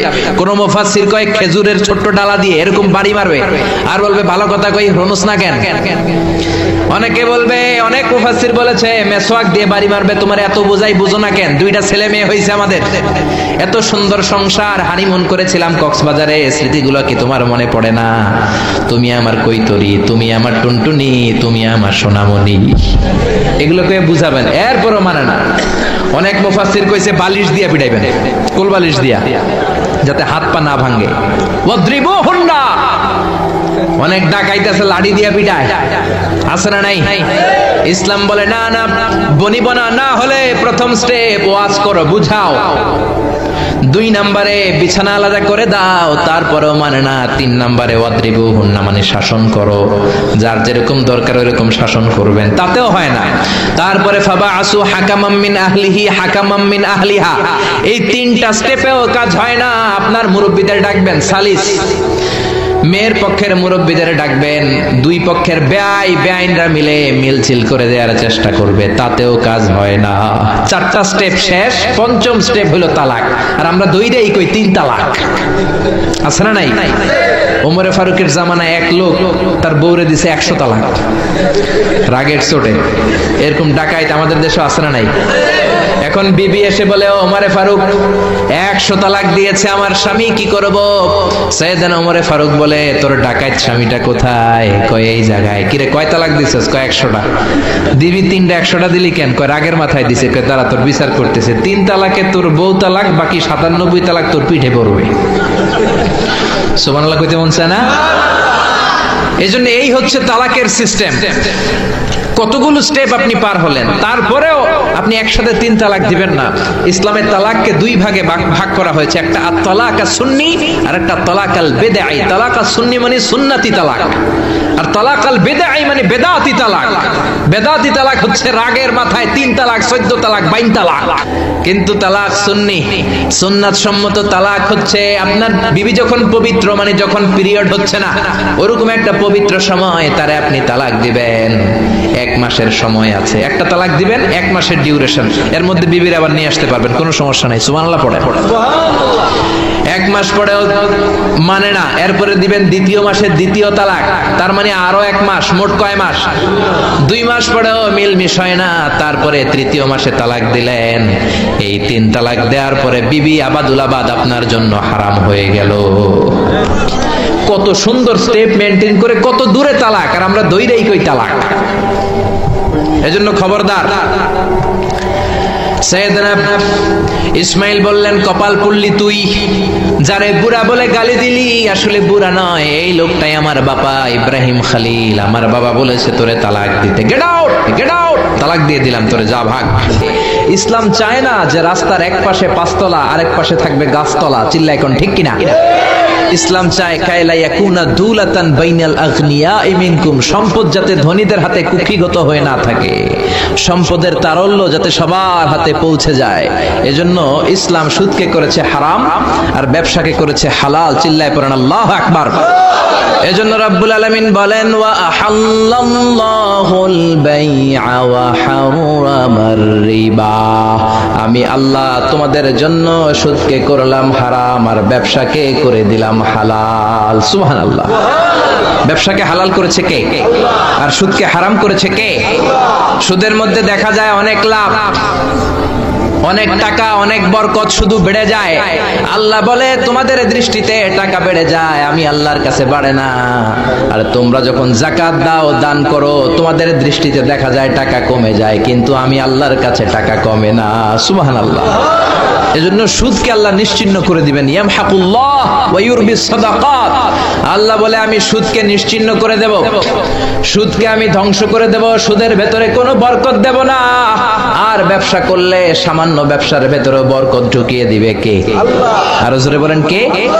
বিশ্বনবী সুদখোরদের উপর লানত দিয়েছে। কি দিয়েছে? লাআনা রাসূলুল্লাহ আকিলার রিবা ওয়া মুকিলাহু ওয়া কাতিবাহু ওয়া শাহিদাইহি, যারা সুদ খায়, যারা সুদ দেয়, যারা সুদের দলিল লেখক, যারা সুদের সাক্ষী থাকে, সবার উপরে বিশ্বনবী লানত দিয়েছে। জোরে পড়েন নাউযুবিল্লাহ। এজন্য খবরদার, সুদের সাথে মুসলমানদের কোনো সম্পর্ক। বিশ্বনবী বলেছেন আর রিবা সালাসুন ওয়া সাবউনা বাবান, সুদের রয়েছে ৭০-৭৩টা গুনাহ। কয়টা গুনাহ? আরো জোরে বলেন কয়টা? সুদের মধ্যে ৭৩টা গুনাহ। আইসারুহা আইয়ান কাহার রাজুল উম্মা, ৭৩টা গুনার মধ্যে সবচাইতে ছোট্ট গুনাহ হলো নিজের মায়ের সাথে জিনা করা। ৭৩টা গুনাহ। আর সবচেয়ে ছোট গুনাহ হচ্ছে আইয়ান কাহার রাজুল উম্মা, ব্যক্তি তার মায়ের সাথে জিনা করবে। এটা যদি সবচেয়ে ছোট গুনাহ হয়, তাহলে বড় গুনার অবস্থা কি? বড় গুনাহটা কি জানার দরকার আছে না নাই? আল্লাহ সেটাও বলে দিলেন, ফাযানু বিহারবিম মিনাল্লাহি ওয়া রাসূলিহি, সুদের সবচেয়ে ছোট গুনাহ মায়ের সাথে জিনা করা, আর সুদের সবচেয়ে বড় গুনাহ আল্লাহর সাথে যুদ্ধ করা। করবেন নেই? পারা যাবে না আল্লাহর সাথে যুদ্ধে? সে আল্লাহ কবে থেকে ক্ষমতায় বসা, এখন তো আল্লাহ বুড়া হয়ে গেছে। হ্যাঁ, আল্লাহর ক্ষমতা কি আগের মতো আছে? জোরে বলেন আছে। এজন্য সুদের সবচেয়ে ছোট গুনাহ মায়ের সাথে জিনা, সবচেয়ে বড় গুনাহ কার সাথে? যুদ্ধ। আরো জোরে বলেন। এজন্য বিশ্বনবী বলতেন ইজতানিবু আস-সাবআল মুবিকাত, 7টা ঈমান বিধ্বংসী, আমল বিধ্বংসী কাজ থেকে তোমরা বেঁচে থাকবা। 1 নম্বরে হলো শিরক, আল্লাহর সাথে শিরক করবা না। 2 নম্বরে হলো মাতা পিতার সাথে অবাধ্যতা করা। 3 নম্বরে জাদু দেখানো, জাদু টোনা করা। 4 নম্বরে অন্যায় ভাবে কাউরে হত্যা করা। 5 নম্বরে এতিমের সম্পদ খাওয়া। 6 নম্বরে কোন নারীকে অন্যায় ভাবে জিনার অপবাদ দেওয়া। 7 নম্বরে সুদ খাওয়া। কি খাওয়া? এই 7টা কাজ করলে আপনার ঈমানটাকে ধ্বংস করে দিবে কে? চিল্লায় বলেন কে? এজন্য দুনিয়াতে যারা সুদ খায় তাদের সম্পদে কোনো বরকত নাই, তাদের শুধু রোগ আর রোগ, টেনশন আর টেনশন। আছে না নাই? আবার বিশ্বনবী বললেন যারা সুদ খায় তাদের 3টা শাস্তি। কয়টা? আরো জোরে বলেন কয়টা?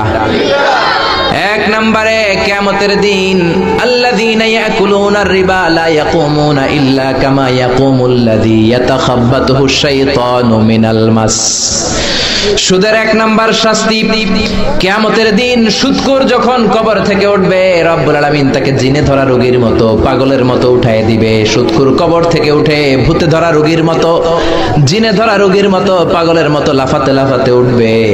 তারে দেখে কিয়ামতের ময়দানের সবাই বুঝবে লোকটা হলো সুদখোর। কি খোর? আরো জোরে বলেন।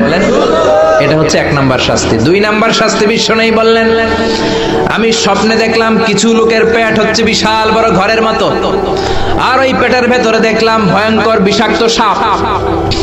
জিব্রাইল রে বললাম, ও জিব্রাইল, মান হাউলা, এরা কারা? বিশ্বনবী বললেন, হাউলাই আকালাতুর রিবা, এরা হলো আপনার উম্মতের মধ্য থেকে যারা সুদ খেয়েছে, ওই সুদখোর লোকগুলা। পড়েন নাউযুবিল্লাহ। 3 নাম্বার শাস্তি বিশ্বনবী বলেন, যে রাতে আমাকে মেরাজে নেওয়া হলো, রাআইতু লাইলাতা উসরিয়া বি, মেরাজের রাতে আমি দেখলাম রক্তের একটা নদী, ওই নদীর উপর কিছু লোক সাঁতার কাটে। কিসের নদী? দেখছেন কোনদিন রক্তের নদী? আমরা কোনদিন দেখেছি? রক্তের একটা নদীর ভেতরে কিছু লোক সাঁতার কাটে। সাঁতার কাটতে কাটতে বাঁচার জন্য যখন পারে আসতে চায়, তীরে আসতে চায়, কিছু ফেরেশতারা অনেক বড় বড় পাথরের খণ্ড নিয়ে বসা, তীরের দিকে আসতে চাইলে প্রচন্ড জোরে পাথর নিক্ষেপ করে তার চেহারার দিকে। পাথরের আঘাতে ওই লোকটার চেহারা ছিন্ন বিচ্ছিন্ন হয়ে যায়। লোকটা চিৎকার করতে করতে আবার রক্তের নদীর মাঝখানে চলে যায়। আবার তীরে আসতে চাইলে আবার পাথর আছে না নাই? জোরে বলেন। বিশ্বনবী বললেন, মান হাউলা ইয়া জিবরিল, ও জিব্রাইল, এরা কারা? বিশ্বনবী বললেন, এরা হলো আপনার সুদখোর উম্মাত। এরা কারা? এজন্য সুদ খাওয়া যাবে? জোরে বলেন, সুদ খাওয়া যাবে? খবরদার, সুদ খাওয়া যাবে না। সুদের বিপরীতে আমরা ব্যবসা করব। ব্যবসায় বরকত দিয়েছে কে? বিশ্বনবী বললেন, রিজিককে আল্লাহ 10 ভাগ করেছেন, তার 1 ভাগ দিয়েছেন পৃথিবীর অন্যান্য পেশার ভেতরে, আর 9 ভাগ দিয়ে দিয়েছেন ব্যবসার ভেতরে। সুবহানাল্লাহ। রিজিকের 9 ভাগ থাকে ব্যবসার ভেতরে, এজন্য সুদ খাওয়া যাবে না। সুদের সাথে ইসলামের কোনো সম্পর্ক। আমরা ব্যবসা করব। আপনি মুশারাকা সিস্টেমে, মুদারাবা সিস্টেমে, আপনি মুরাবাহা সিস্টেমে ব্যবসা করেন, ওই ব্যবসায় বরকত দিবে কে? জোরে বলেন কে? সুদ হারাম এই কারণে, কারণ টাকার ভেতর থেকে টাকা আসে না। আপনি 1 লক্ষ টাকার একটা বান্ডিল আপনার আলমারির ভেতরে আজকে রাখলেন, 1 বছর পরে খোলার পরে এটা কি 1,10,000 টাকা হবে? 1,05,000, 1,02,000, 1,10 টাকা, 1,05 টাকা, 1,01 টাকা, 1 টাকাও পারবে না। কত থাকবে? 1 লাখই থাকবে। কারণ টাকার ভেতর থেকে টাকা আসে না। টাকার ভেতর থেকে টাকা আসে যখন ওই টাকার সাথে শ্রম যুক্ত হয়, যখন টাকার সাথে কষ্ট যুক্ত হয়, যখন টাকার সাথে মেধা যুক্ত হয়। ঠিক কিনা? তো আপনি টাকা দিয়ে কেমন করে টাকার ভেতর থেকে টাকা নেন? এটা হারাম। হয়তো আপনাকে ব্যবসায় অংশগ্রহণ করতে হবে, লাভ লস দুইটাতে অংশগ্রহণ করতে হবে, রিস্কও থাকবে। আপনি ব্যবসায় টাকা দিয়ে শুধু লাভ নিলেন, লস নিলেন না, এটাই সুদ। ঠিক কিনা? আপনার লাভও নিতে হবে, লস নিতে হবে, ঝুঁকিও নিতে হবে। এইটার নাম হলো ব্যবসা। হয় আপনি ব্যবসা করবেন, তা না হলে আপনি কর্জে হাসানা দিবেন। কি দিবেন? কর্জে হাসানা দিলে ওই ব্যক্তির মর্যাদা বাড়িয়ে দেয় কে? চিল্লায় বলেন কে? 3 সিস্টেমে ব্যবসা করবেন। কয় সিস্টেমে? সবাই বলেন, আরো জোরে বলেন। 1 নাম্বার হচ্ছে মুশারাকা সিস্টেম। মুশারাকা, পার্টনারশিপ।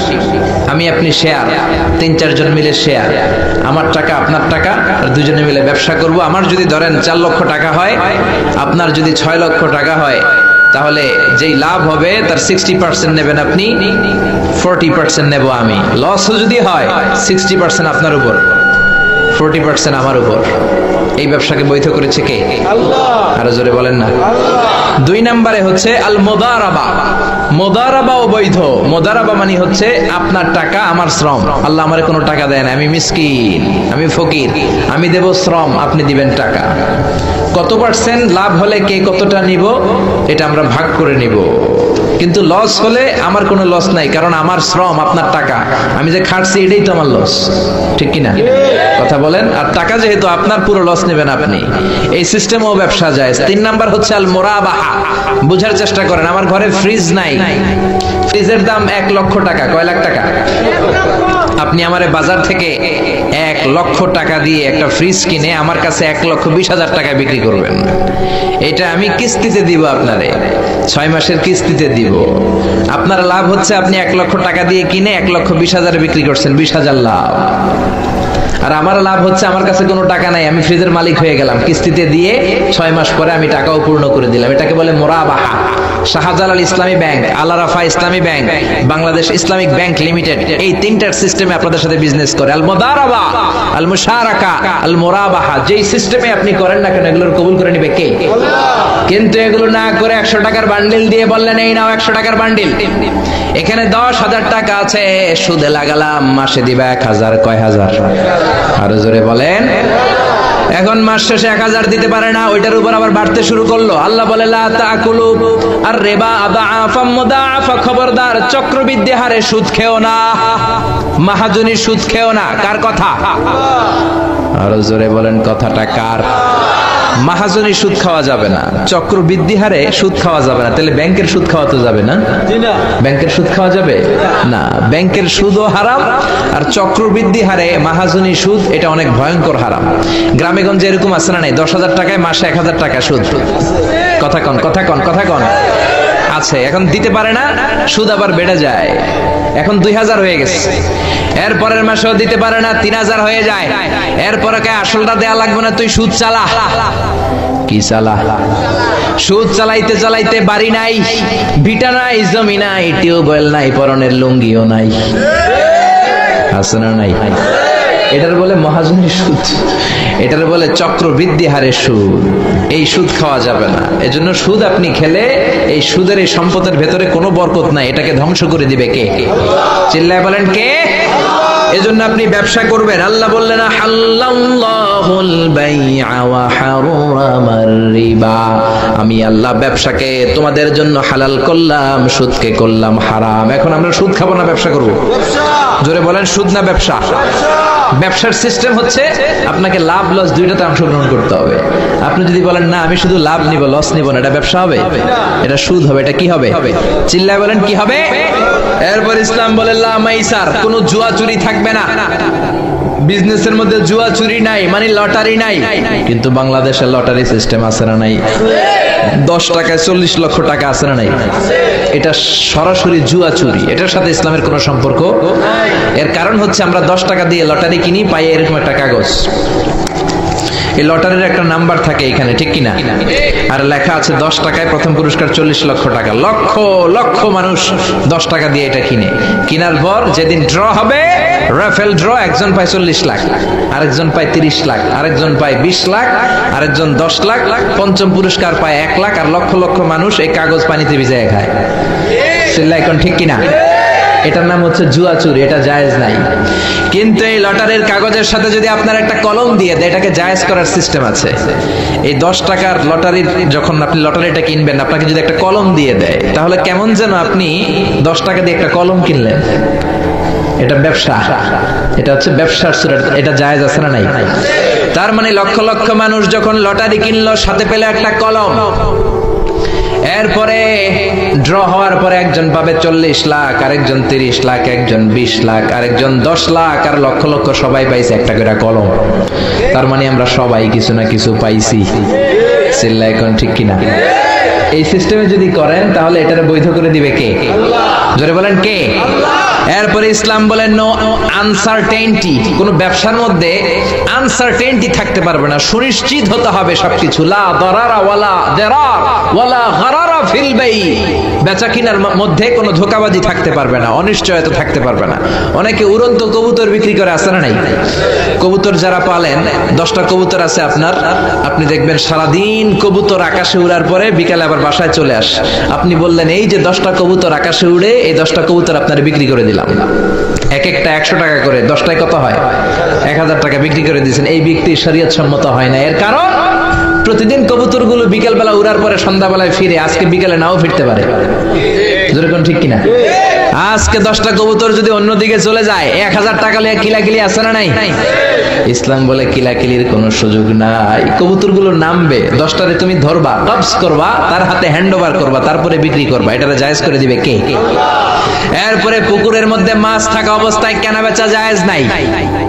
এরকম কেনা বেচা বাংলাদেশে আছে না নাই? আন্দাজে মানুষে শখের বসে কিনে ফেলে, পুকুরের মধ্যে বুদবুদ করতেছে, ভাবতেছে হাজার হাজার মাছ কিনছে, 10 লক্ষ টাকা দিয়ে কিনে ফেলছে। কই মাছের পুকুর, উঠায় দেয় 20 কেজি কই আর 50 কেজি কাঁকড়া আর 70 কেজি ব্যাং, আছে না নাই? এরপরে কিলাকিলি আছে না নাই? এজন্য ইসলাম বলে না, কবুতরটা হাতের মধ্যে কবজ করার পরে যেমনি বিক্রি করলাম, মাছগুলাও জাল দিয়ে তোলো, তারপরে গনে গনে বিক্রি করো, কবুল করে নিবে কে? গাভীর ওলানের মধ্যে দুধ রেখে বিক্রি করা জায়েজ নাই। ওলান এত ফিলা গেছে এরকম, এটা মনে হচ্ছে যে 20 কেজি, দহন করার পরে পাওয়া গেছে 5 কেজি, এরকম আছে না নাই?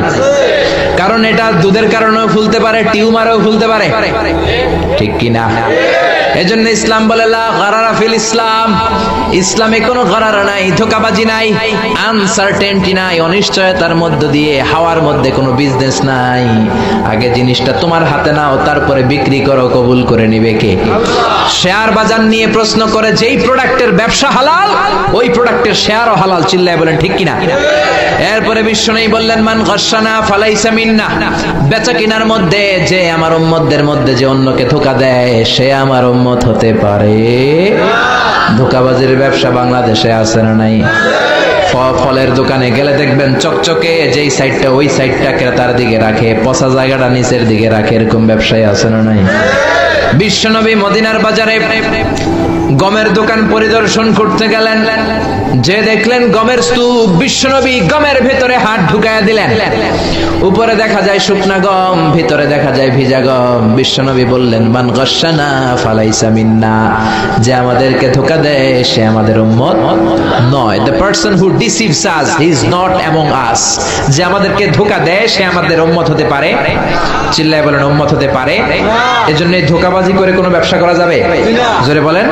আর সুদের সাথে আমাদের কোনো সম্পর্ক? চিল্লায় বলেন সম্পর্ক। সুদকে ধ্বংস করে দিবে কে? আর ব্যবসায় বরকত ঢুকিয়ে দিবে কে? বরকতে বিশ্বাস করেন তো? বিশ্বাস করেন? অল্পের ভেতরেও বরকত হতে পারে, 1000 কোটি টাকার মধ্যেও বরকত নাও থাকতে পারে। চিল্লায় বলেন ঠিক কিনা? এজন্য আজ থেকে সুদের সাথে আমাদের কোনো সম্পর্ক নেই। আমরা ব্যবসা করব মুশারাকা সিস্টেমে, মুদারাবা সিস্টেমে, মুরাবাহা সিস্টেমে ব্যবসা করব। অল্প প্রফিট হলো এটার মধ্যে বরকত দিবে কে? আরো জোরে বলেন কে? আর সুদের ব্যবসা করবেন না তো? কারা কারা আজকে থেকে সুদের কোনো ব্যবসার সাথে জড়িত থাকবেন না? 2 হাত উঁচু করে আমার আল্লাহর দেখা। আল্লাহ আমাদের হাতগুলোকে তুমি কবুল করো। চিল্লায় পড়েন আমিন। সুদের আলোচনা ভালো লাগতেছে না? না একেবারে উপরে এসে পড়ছে না? সুদের সাথে ইসলামের কোনো সম্পর্ক নাই। আল্লাহ সুদ থেকে আমাদেরকে বাঁচাক। আল্লাহ আমাদের হালাল রিজিকে বরকত দিক। আরো জোরে পড়েন আমিন। আমি আমার খুতবার শুরুতে সূরাতু বনী ইসরাইলের ছোট্ট একটা আয়াত তেলাওয়াত করেছি। আসুন এই আয়াতের আলোকে আপনাদের সাথে কিছু কথা শেয়ার করি, যদি আপনারা মনোযোগী হন। শুনবেন শুনবেন শুনবেন শুনবেন। রব্বুল আলামিন বলেন, ওয়াকাদা রাব্বুকা আল্লা তা'বুদু ইল্লা ইয়্যাহু ওয়া বিল ওয়ালিদাইনি ইহসানা। আল্লাহ বললেন, গোলাম আমার ফয়সালা 2টা। এই 2টা ফয়সালা হলো স্পেশাল ফয়সালা, অনড় ফয়সালা। এই ফয়সালার কোনো নড়চড় নাই, এই ফয়সালার কোনো পরিবর্তন নাই। প্রথম ফয়সালাটা হলো আল্লাহ তা'বুদু ইল্লা ইয়্যা, ইবাদত হবে একজনের, তিনি কে? আল্লাহ ছাড়া অন্য কারো ইবাদত করা যাবে? আবার আল্লাহ ডেকে বললেন, গোলাম জিন জাতি মানব জাতি এই 2টা জাতিকে আমি সৃষ্টি করেছি শুধু আমার ইবাদতের জন্য, ঠিক কি না? ওমা খালাকতুল জিন্না ওয়াল ইনসা ইল্লা লিয়াবুদুন। আমি জিন জাতি আর মানব জাতিকে কোনো কাজের জন্য তৈরি করি নাই, কোনো উদ্দেশ্যে বানাই নাই, শুধুমাত্র কেবলমাত্র একমাত্র আমি আল্লাহর ইবাদতের জন্য বানিয়েছি। কার কথা? আরো জোরে বলেন কার? আল্লাহ ছাড়া কারো ইবাদত করা যায় না। এই পৃথিবীতে যত নবী এসেছে, এই পৃথিবীতে যত রাসূল এসেছে, সব নবী রাসূলের একটাই দাওয়াত ছিল, তোমরা ইবাদত করবে একজনের, তিনি কে? ইয়া কওমি ইবুদুল্লাহা মা লাকুম মিন ইলাহিন গায়রু। ও আমার কওমের লোকেরা, ও আমার স্বজাতির লোকেরা, এক আল্লাহ ছাড়া অন্য কারো ইবাদত করো না। জিকির করতে হবে একজনের, চাইতে হবে একজনের কাছে, সেজদা দিতে হবে একজনকে, তিনি কে? আল্লাহ ছাড়া কাউরে সেজদা দেয়া যাবে? আমাদের দেশে মাজারে যে সেজদা আছে না নাই? এই মাজারের নামে যে ভণ্ডামি, এটার সাথে ইসলামের কোনো রিলেশন আছে? সম্পর্ক আছে? এই ভণ্ডামির সাথে ইসলামের কোনো সম্পর্ক? দো দিল বান্দা কালমা চোরে, না পায় শ্মশান না পায় ঘরে, দিন থাকিতে আইরে পথে ছাইড়া দে ভণ্ডামি ভণ্ডামি ভণ্ডামি ভণ্ডামি, ছাইড়া দে ভণ্ডামি, ঠিক কি না? নামাজ রোজা করে না, ইবলিস শয়তানের নানা, এরকম আছে না নাই?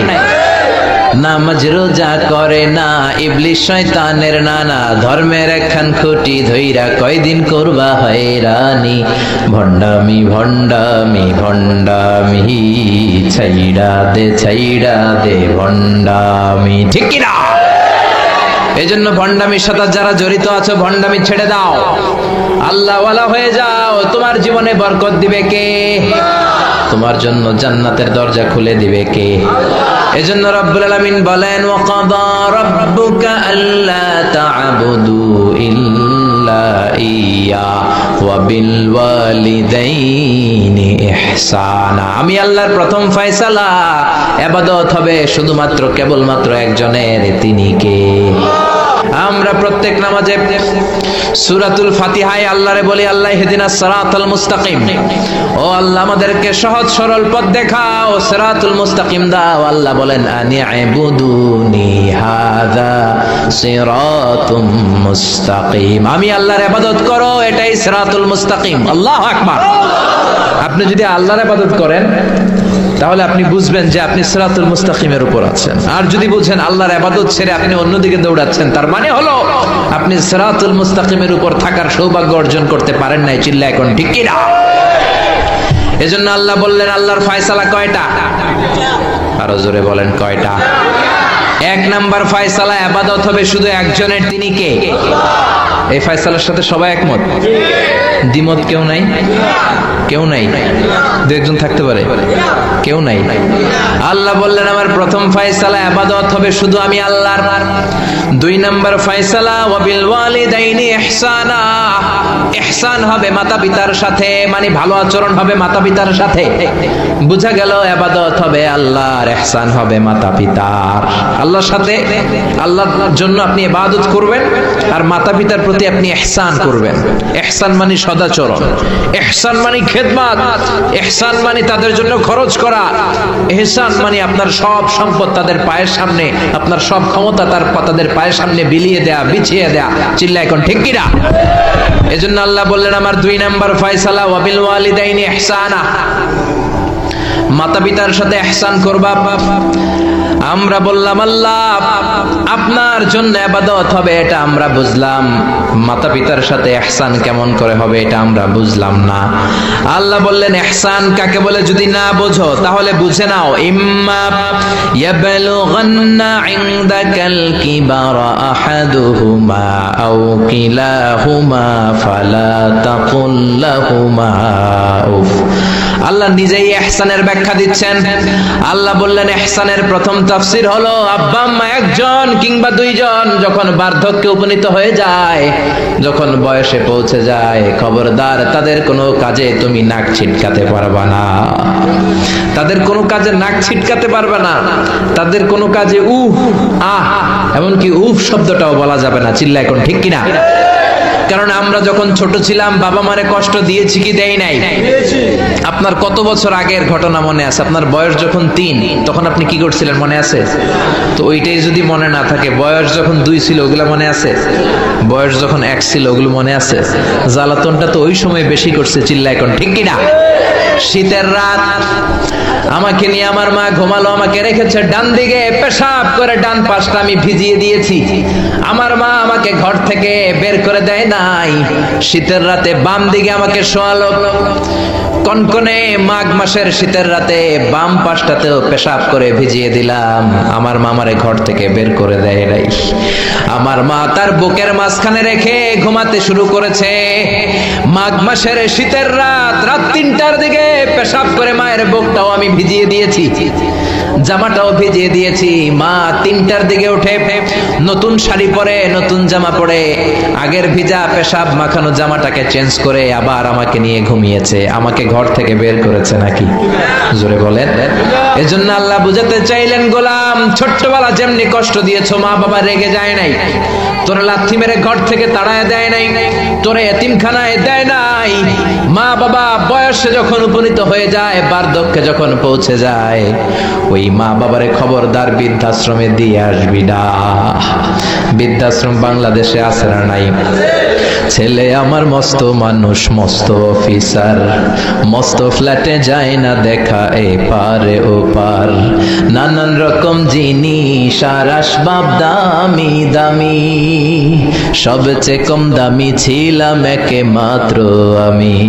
ছেলের আবার আমার প্রতি অগাধ সম্ভ্রম, আমার ঠিকানা তাই বৃদ্ধাশ্রম। ঠিক কি না? অনেক কপাল পোড়া আছে, ডাকাত আছে, মা বাবা বার্ধক্যে উপনীত হওয়ার পরে তাদের কর্মকাণ্ডে নাক ছিটকায়, ঘরে আর বাবা মারে রাখতে মনে চায় না, বৃদ্ধাশ্রমে রেখে আসে। এরকম ডাকাত আছে রাই। বাবা মারে বৃদ্ধাশ্রমে দেয়া যাবে? চিল্লায় বলেন দেয়া যাবে? যে বেয়াদব গুলো, যে ডাকাত গুলো মার বাবারে বার্ধক্যে উপনীত হলে, বয়স হয়ে গেলে বৃদ্ধাশ্রমে দিয়ে আসে, ওই বেয়াদবটা বুড়া হলে ওর কপালে বৃদ্ধাশ্রম জুটবে না। চিল্লায় এখন ঠিক কি না? ভাঙ্গা থালা হাতে নিয়ে তুই ভিক্ষা করে খাবি, চিল্লা এখন ঠিক কিনা? আল্লাহ বললেন আমার 2 নাম্বার ফয়সালা, ওয়া বিল ওয়ালিদাইনি ইহসানা, মাতা পিতার সাথে ইহসান করবা। ইহসানের প্রথম ব্যাখ্যা, ইম্মা ইয়াবলুগান্না ইনদাকাল কিবারা আহাদুহুমা আও কিলাহুমা ফালা তাকুল লাহুমা উফ। মা বাবার একজন কিংবা 2 জন যদি বার্ধক্যে উপনীত হয়ে যায়, খবরদার মা বাবারে বৃদ্ধাশ্রমে দিও না। মা বাবা পেশাব করে দিতে পারে, পায়খানা করে দিতে পারে, তোমাকে যেমনি পরিষ্কার করে আদর যত্ন করেছে তুমিও পরিষ্কার করবা, মা বাবার খেদমত করবা, তোমার জীবনটারে উজালা করে দিবে কে? আল্লাহ বললেন ইহসানের 2 নাম্বার ব্যাখ্যা, ওয়ালা তানহারহুমা, মা বাবারে ধমক দিও না। অনেক বেয়াদব ছেলে মেয়ে আছে, মা বাবার সাথে ঝিড়কি দিয়ে কথা বলে, ধমক দিয়ে কথা বলে, এলাকার লোকদের সাথে যখন কথা বলে ভদ্র ভাষায় কথা বলে, ঘরে ঢুকলে মায়ের গালি দেয়, আছে না নাই? বাবারে ডাকে বুড়া, মারে ডাকে বুড়ি, আছে না নাই? তুমি কেমন করে মায়ের বুড়ি ডাকো, বাবারে বুড়া ডাকো? তোমার বাপ মা তো বুড়া হয়েছে তোমার কারণে। তোমারে মানুষ করতে যে তোমার মা বাবা তাদের জীবন যৌবন হারিয়েছে, তোমারে মানুষের মতো মানুষ করতে যে তারা তাদের জমি হারিয়েছে, তোমারে বিদেশ পাঠাতে যে তারা তাদের ভিটেমাটি হারা হয়েছে। যেই বাবা মা তোমার জন্য সব কিছু ছেড়েছে, খবরদার ফালা তানহারহুমা, ওই বাবা মারে ধমক দিবা না। কার কথা? চিল্লায় বলেন কার? এরপর আল্লাহ বললেন ওয়ালা তানহারহুমা ওয়া কুল লাহুমা কওলান কারীমা, তাদেরকে ধমক দিবা না, বরং তাদের সাথে ভালো আচরণ করবা, কোমল ভাষায় কথা বলবা। যত ভদ্রতা তুমি জানো, যত কার্টিসি তুমি জানো, যত সফটনেস তোমার জানা আছে, যত ভদ্রতা তুমি শিখেছো, সব ভদ্রতা তুমি ইউজ করবা তোমার মা বাবার সাথে। যত কোমল ভাষা তুমি জানো, যত শুদ্ধ কথা তুমি জানো, সব তোমার মা বাবার জন্য তুমি ইউজ করবা, চিল্লা এখন ঠিক কিনা? এরপরে রাব্বুল আলামিন বললেন ওয়াখফিদ লাহুমা জানাহায-যুল্লি মিনার রাহমাতি ওয়া কুর রাব্বিরহামহুমা কামা রাব্বায়ানি সাগীরা, তাদের জন্য রহমতের ডানা বিছিয়ে দাও। তোমার যত ক্ষমতা আছে মা বাবার পায়ের সামনে ঢেলে দাও, যত অর্থ আছে তাদেরকে তুমি বিলিয়ে দাও। আর বাবা মা 1 জন কিংবা 2 জন যদি দুনিয়া ছেড়ে বিদায় নেয়, তাদের কবরের সামনে দাঁড়িয়ে চোখের পানি ছেড়ে পড়তে আরম্ভ করে দাও, রব্বিরহামহুমা কামা রাব্বায়ানি সাগীরা ওয়া কুর রাব্বিরহামহুমা কামা রাব্বায়ানি সাগীরা। ও আল্লাহ, ছোট্টবেলা বাবা মা যেমনি আমার আদর দিয়ে সোহাগ দিয়ে কাছে টেনে নিয়েছে, কিয়ামতের দিন কবরের ভেতরে তুমিও আমার বাবা মারে আদর করে কাছে টেনে নিও। পড়ে না আমিন? চিল্লায় পড়ে না আমিন? এজন্য ইবাদত হবে একজনের, তিনি কে? আর ইহসান হবে কার সাথে? এজন্য মা বাবার দোয়ার দরকার আছে না নাই? পৃথিবীর যত আল্লাহর ওলি আছে, যত পীর সাহেব আছে, সবাই এই পুরো কোরআন খতম করে যদি একটা গ্লাসের পানির মধ্যে ফু দেয়, আর আপনার আম্মা শুধু বিসমিল্লাহ বলে আর একটা গ্লাসের পানির ভেতরে ফু দেয়, আল্লাহর কসম আপনার মায়ের দোয়াটা আগে কবুল হয়ে যাবে। এজন্য মা বাবার খেদমত করেন। আপনার বড় পীর সাহেব হলো আপনার বাবা, আপনার বড় পীর সাহেব হলো আপনার মা। দুনিয়ার সবাই দোয়া করলে ওই দোয়া মিস হয়ে যেতে পারে, মা বাবা দোয়া করলে মিস হবে নাকি? হবে। অনেক ডাকাইত আছে দেখবেন মাজারের উপরে মশারি দেয়, আছে না নাই? খুঁজে দেখবেন ওর বাপের মশায় কামড়ায়, ওর মায়ের মশায় কামড়ায়, আর ও বাবার দরবারে যায় মাজারে মশারি দিয়ে আসছে, এরকম ডাকাইত আছে না নাই? এজন্য খবরদার, মা বাবার সাথে ইহসান করো। বিশ্বনবী মসজিদে নববীতে মিম্বারের 1 তলার মধ্যে পা রাখলেন, আওয়াজ করে বললেন আমিন। 2য় তলার ভেতরে পা রাখলেন, আওয়াজ করে বললেন আমিন। 3য় স্টেপে পা রেখে বিশ্বনবী পড়লেন আমিন। সাহাবারা বললেন নবী 3 বার আমিন বললেন, কেন বললেন বুঝলাম না। বিশ্বনবী বললেন প্রথম স্টেপে যখন পা রাখলাম, জিবরাইল এসে বলল রমজান মাস পাওয়ার পরে রোজা রেখে ইবাদত করে যেই বান্দা গুনাহ মাফ করতে পারে নাই, তার উপরে আল্লাহর লানত। আমি বিশ্বনবী বললাম আমিন। 2য় স্টেপে পা রাখলাম, জিবরাইল বলল মাতা পিতা পাওয়ার পরে যারা মাতা পিতার খেদমত করে নিজের জীবনের গুনাহ ঝরাতে পারে নাই, জান্নাত কামাতে পারে নাই, তাদের উপর আল্লাহর লানত। আমি বিশ্বনবী বললাম আমিন।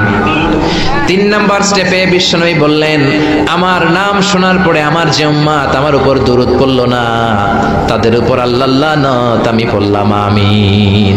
পড়েন সাল্লাল্লাহু আলাইহি ওয়াসাল্লাম, চিৎকার করে পড়েন সাল্লাল্লাহু। এজন্য মাতা পিতার খেদমতের দরকার আছে না নাই? গোটা বিশ্বটা একদিকে, মায়ের দোয়া আরেকদিকে, চিল্লায় বলেন ঠিক কিনা? আপনি বুলেট মারলে বুলেট মিস হতে পারে, ড্রোন হামলা করলে মিস হতে পারে, মায়ের দোয়া মিস হবে? জোরে বলেন মিস হবে? এক সাহাবী বলল, নবী আইয়ুল আমালে আফদাল, সবচেয়ে সেরা আমল কোনটা? বিশ্ব নবী বললেন, সবচেয়ে সেরা আমল হলো আসসালাতু ফি ওয়াক্তিহা, সময় মতো নামাজ পড়া। 2 নম্বরে বললেন বিররুল ওয়ালিদাইন, মাতা পিতার খেদমত করা। 3 নম্বরে বললেন আল জিহাদু ফি সাবিলিল্লাহ, আল্লাহর রাস্তায় জিহাদ করা। তার মানে পৃথিবীর শ্রেষ্ঠতম 3টা আমলের মধ্যে মাতা পিতার খেদমতের আমলটাও আছে না নাই? মাতা পিতার খেদমত এটা সবচেয়ে ভালো আমল। আরেক হাদিসে বিশ্বনবী বললেন এটা জিহাদের চেয়ে বেশি সওয়াবওয়ালা। এক সাহাবী বললেন, নবী আস্তাযিনুকাল জিহাদ, আমি জিহাদে যেতে চাই, অনুমতি দেন। বিশ্বনবী বললেন, তোমার বাবা মা কেউ বেঁচে আছে নাকি? সাহাবী বললেন বেঁচে আছে। বিশ্বনবী বললেন ফাফিহিমা ফাজাহিদ, যাও বাবা মার খেদমত শুরু করে দাও। বাবা মার খেদমত করলে ঘরে বসেই জিহাদের সওয়াব পাবা, ঘরে বসেই জিহাদের সওয়াব পাওয়া যাবে।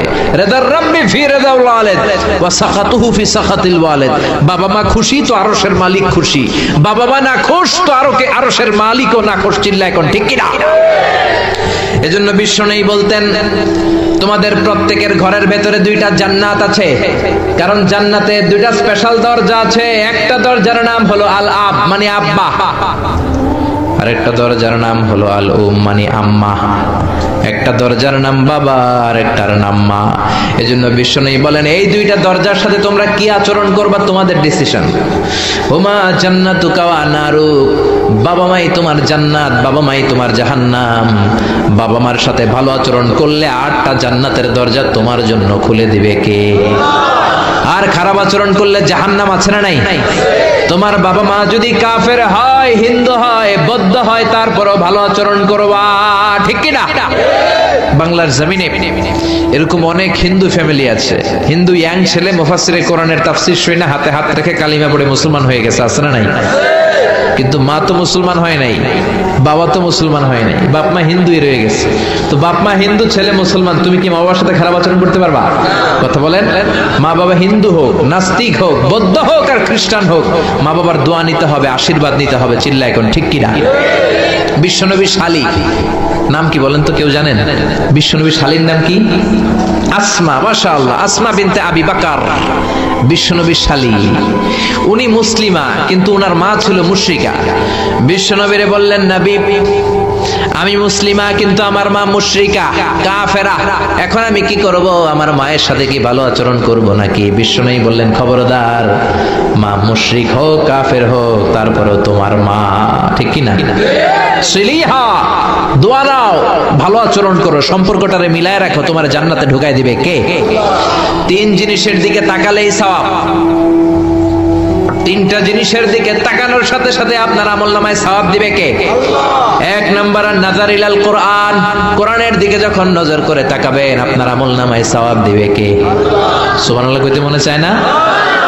2 নম্বরে কাবা, কাবার দিকে তাকালে সওয়াব দেয় কে? 3 নম্বরে নাযার ইলা ওয়াজহিল ওয়ালিদাইন, মাতা পিতার চেহারার দিকে নজর করে তাকালে সওয়াব দেয় কে?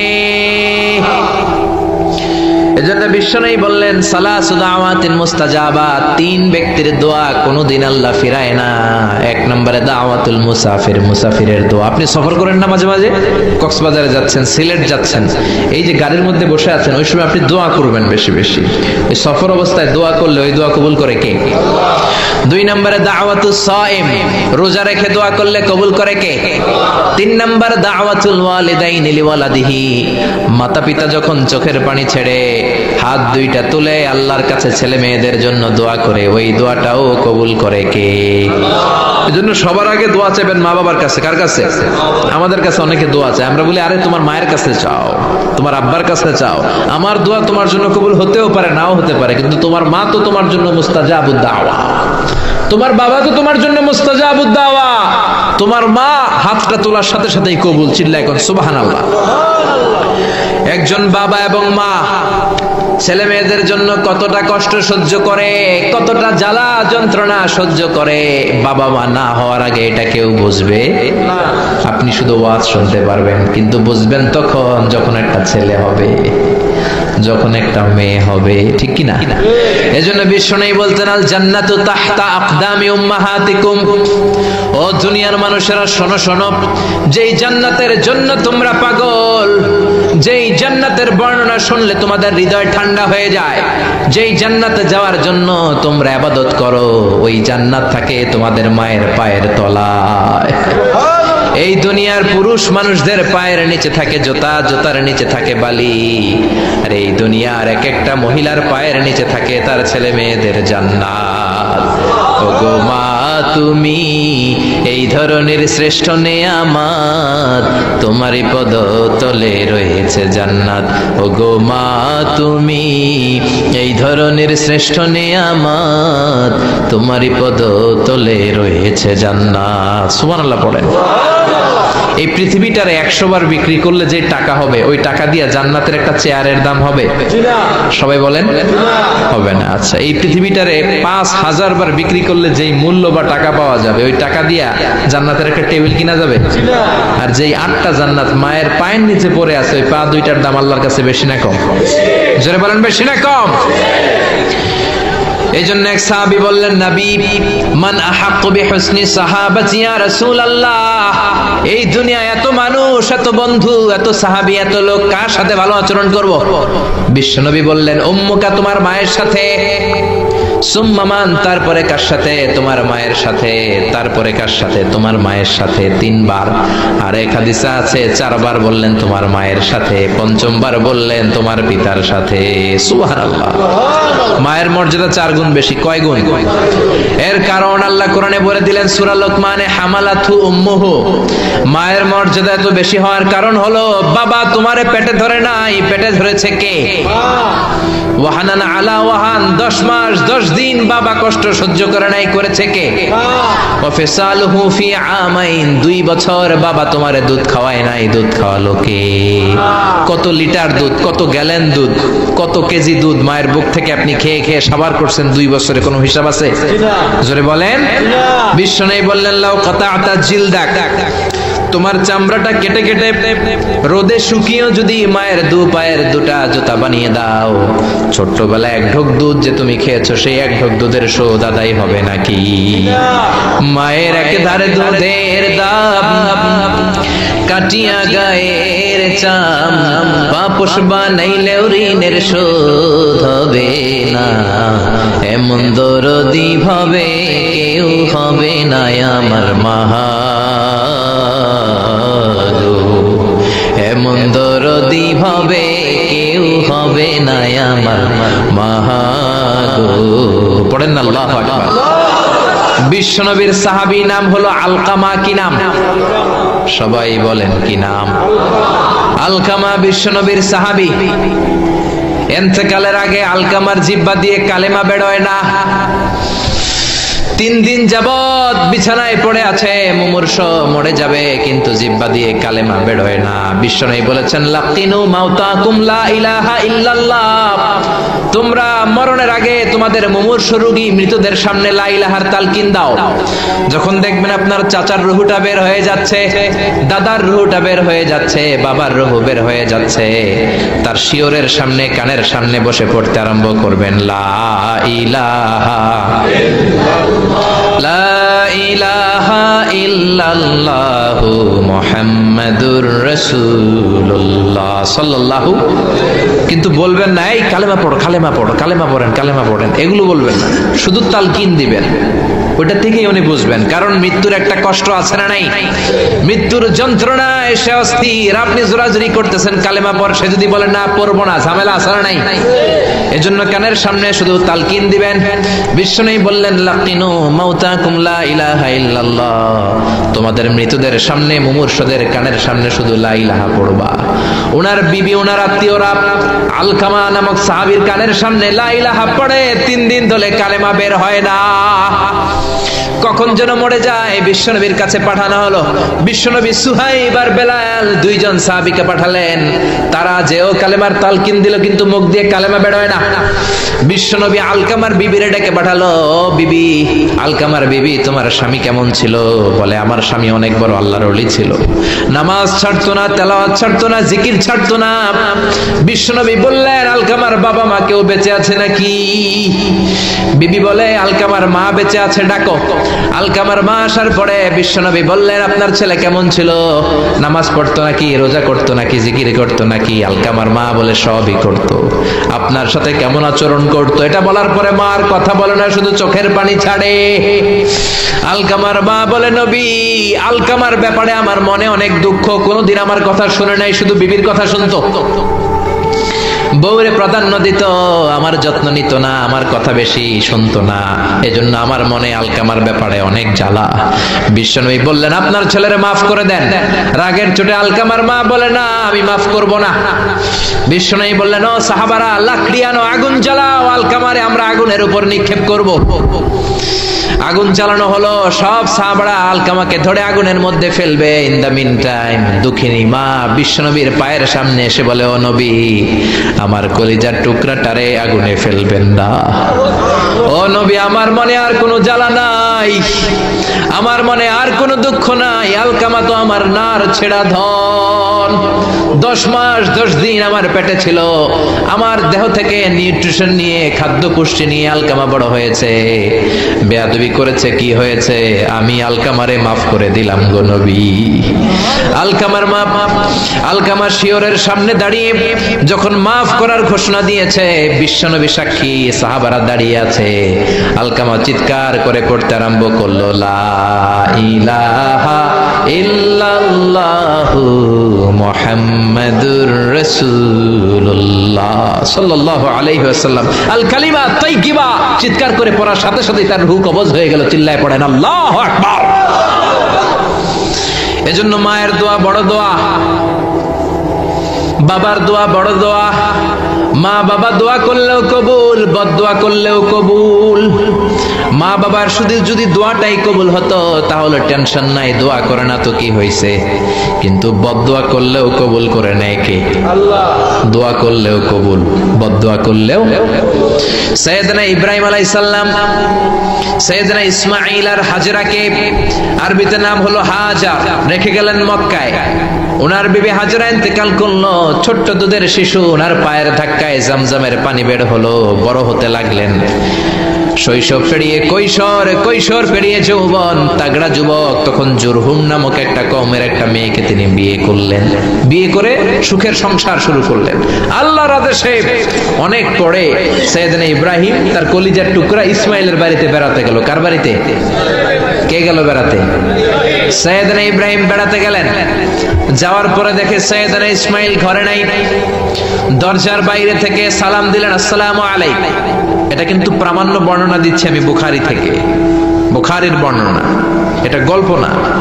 দরজার বাইরে থেকে সালাম দিলেন, আসসালামু আলাইকুম। ভেতর থেকে কর্কশ গলায়, ঝাঁঝালো কণ্ঠে, কণ্ঠের মধ্যে কোনো মায়া নাই, দয়া নাই, এরকম একটা কণ্ঠের মেয়ে উত্তর করে বলল, ওয়া আলাইকুমুস সালাম। সাইয়েদনা ইব্রাহিম জিজ্ঞেস করলো, কাইফা হালুকি ইয়া উম্মি, ও মা তুমি কেমন আছো? মেয়ে কয়, বেশি ভালো না। সংসার কেমন চলে? সুবিধার না। খাওয়া দাওয়া ঠিক মতো হয়নি না, কিচ্ছু হয় না। আমনে কেডা? সাইয়েদনা ইব্রাহিম বলে, আমি কে তোমার জানার দরকার নাই। ইদা জা যাওজুকি মিনাল গাবা, স্বামী যখন তোমার বন থেকে শিকার করে ফিরবে, ফাকরাই আলাইহিস সালাম, তোমার স্বামীরে আমার পক্ষ থেকে একটা সালাম দিবা। ও মুরিহিয়া ইগায়রা আতাবাতা বাবিহি, বলবা ঘরের দরজার চৌকাঠটা যেন পাল্টে ফেলে। সাইয়েদনা ইব্রাহিম চলে গেলেন। বিকেল বেলা জঙ্গল থেকে শিকার করে সাইয়েদনা ইসমাইল ঘরে ফিরলেন। ঘরে ফেরার পর বিবি বলে, একটা বুড়া আইছিল। বুড়া কে আইছিল? সাইয়েদনা ইসমাইল বলে, বুড়া? বুড়া মানুষ আবার আমার ঘরে আসবে কেন? কেন আসছে? আপনারে সালাম দিছে, ওয়ালাইকুম আসসালাম। আর কি বলছে? বলেছে, আপনি যেন ঘরের দরজার চৌকাঠ পাল্টে ফেলেন। ও মিয়া, চোর বোঝে চোরের সিগন্যাল, পুলিশ বোঝে পুলিশের সিগন্যাল, নবী বোঝে নবীর সিগন্যাল। ঠিক কিনা? সাইয়েদনা ইসমাইল তো বুঝে ফেললেন, কি রে ঘরের দরজার চৌকাঠ পাল্টে ফেলো, এরকম রূপক কথা, মেটাফরিক্যাল ইঙ্গিত দুনিয়ার সাধারণ মানুষ দিতে পারে না। চিৎকার দিয়ে বিবিরে বললেন, ও কপাল পুড়ি, তুই কি করলি? নিজের কপাল পুড়লি, নিজের কপালে নিজে কুড়াল দিলি। যেই লোকটারে বুড়া বুড়া বলে সম্বোধন করলি, ওই লোকটার কেউ নয়, আমার জন্মদাতা পিতা, এই জামানার সবচেয়ে বড় পয়গম্বর ইব্রাহিম খলিল। আমার বাবা যে সিগন্যাল দিয়েছে এটা তো গ্রিন সিগন্যাল না, এটা রেড সিগন্যাল। তার মানে তোর তালাক দিতে বলেছে, গেট আউট, গেট আউট, ডিভোর্সিও তালাক দিয়ে দিলাম, যা। আপনার আব্বাও যদি বলে তোমার বউরও তালাক দিয়ে দাও, দিয়ে দিবেন নাকি? এবার দিয়ে দিয়েন না। আপনার বাবাও বাবা, ইসমাইলের বাবা ইব্রাহিমও, কথা বলেন। সাইয়েদনা ইব্রাহিম ছিলেন আল্লাহর জালিল কাদের পয়গম্বর। আকাশ থেকে ওহী আসলে নবীরা কথা বলে, মন গড়া নবীরা কিছু বলে না। আপনার বউকে যদি আপনার বাবা বলে তোর বউরে তালাক দে, দিয়ে দিয়েন না। আবার কি করবেন? বুঝাবেন, বাবারও বুঝাবেন, বিবিরও বুঝাবেন, ঘরের ভিতরে সংলাপ করবেন, সমঝোতা করবেন। আমাদের দেশের দুই নেত্রী সংলাপ করে না তো কি হয়েছে? আমরা করব, আমরা ঘরে ঘরে সংলাপ করব, সমঝোতা করব, ঠিক কি না? মিলায়ে দিবেন, মিলায়ে দিলে বরকত আছে না নাই? কেউ ঝগড়া লাগলে মিলাবেন, মারামারি লাগলে মিলাবেন। কেউ যদি আরেকজনরে মারতে যায়, উদ্ধত হয়, মিলায়ে দিবেন। যারা মিলায়ে দেয় তাদের মর্যাদা বাড়ায় দেয় কে? কিন্তু সমাজের কিছু দুষ্ট চরিত্রের লোক আছে, দুইজন যদি মারামারি লাগে আরো লাগায়া দেয়, আছে না নাই? আগুন লাগলে আপনারা কি ঢালেন? অনেকে তেল ঢালে, আছে না নাই? এখন আগুন লাগলে কি তেল ঢালবেন না পানি ঢালবেন? মিলায়ে দিবেন। বউরাও বুঝাবেন, বাবারাও বুঝাবেন, দুইজনরে বুঝায় আস্তে ধীরে আগাবেন। তালাক তো অনেক পরের কথা। ইসলামের দেয়া অনুশাসন যদি আমরা মেনে চলি, কোনোভাবেই তালাক হবে না। স্বামীকে আল্লাহ কিছু দায় দায়িত্ব দিয়েছেন, স্ত্রীকে আল্লাহ কিছু দায় দায়িত্ব দিয়েছেন।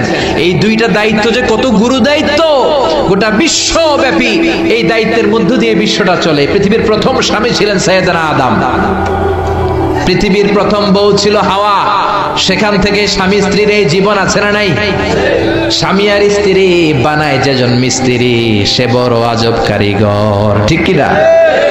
স্বামী আর স্ত্রী বানায় যেজন মিস্ত্রি, সে বড় জটিল কারিগর।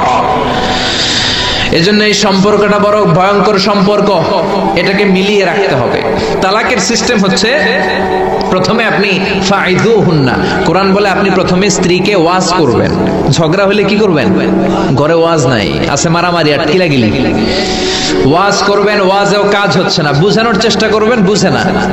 এরপর আল্লাহ বললেন ওয়াহজুরুহুন্না ফিল মাদাজি', বিছানা আলাদা করে দাও, তুমি এক রুমে ঘুমাবা, তোমার বিবিরে দিবা আরেক রুম। কিছুদিন বিচ্ছেদ চললে ওই বিবির অন্তরে ভালোবাসা তৈরি করে দিবে কে? সুবহানাল্লাহ পড়েন। এখন ওয়াজ করলেন, বুঝাইলেন, বুঝে না, বিছানা আলাদা করলেন, তাও শোনে না।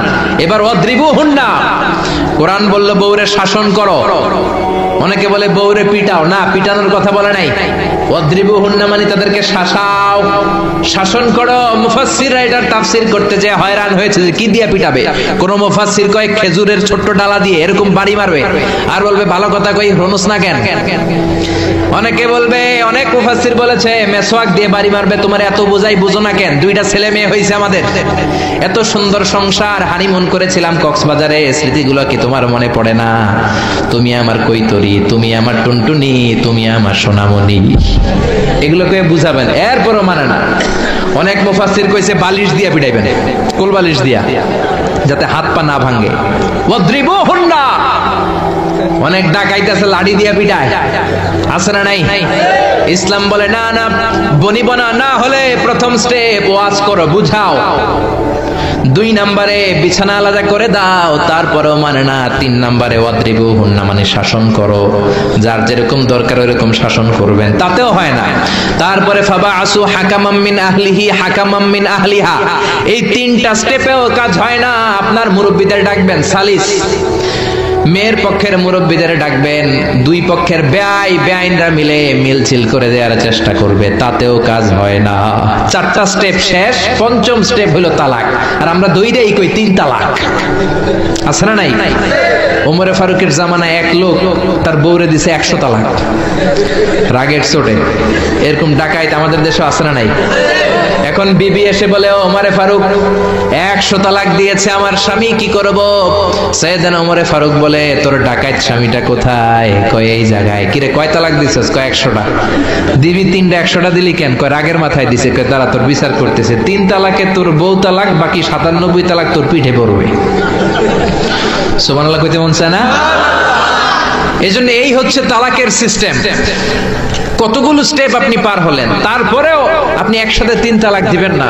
ইসলামের তালাককে 2 ভাগে ভাগ করা হয়েছে, একটা আত-তালাক আস-সুন্নি আর একটা তালাক আল-বিদআই। তালাক আস-সুন্নি মানে সুন্নতি তালাক, আর তালাক আল-বিদআই মানে বেদাতি তালাক।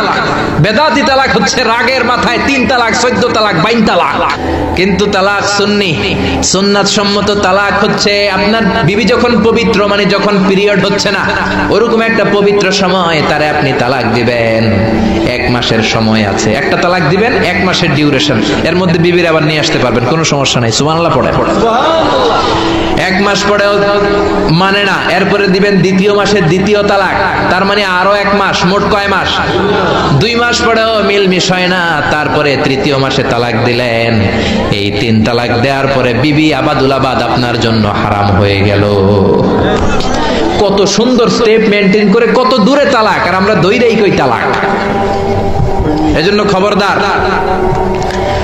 সাইয়েদনা ইসমাইল বললেন, কপাল পুড়লি তুই, যারে বুড়া বলে গালি দিলি আসলে বুড়া নয়, এই লোকটাই আমার বাবা ইব্রাহিম খলিল। আমার বাবা বলেছে তোরে তালাক দিতে, গেট আউট, গেট আউট, তালাক দিয়ে দিলাম তোরে, যা ভাগ।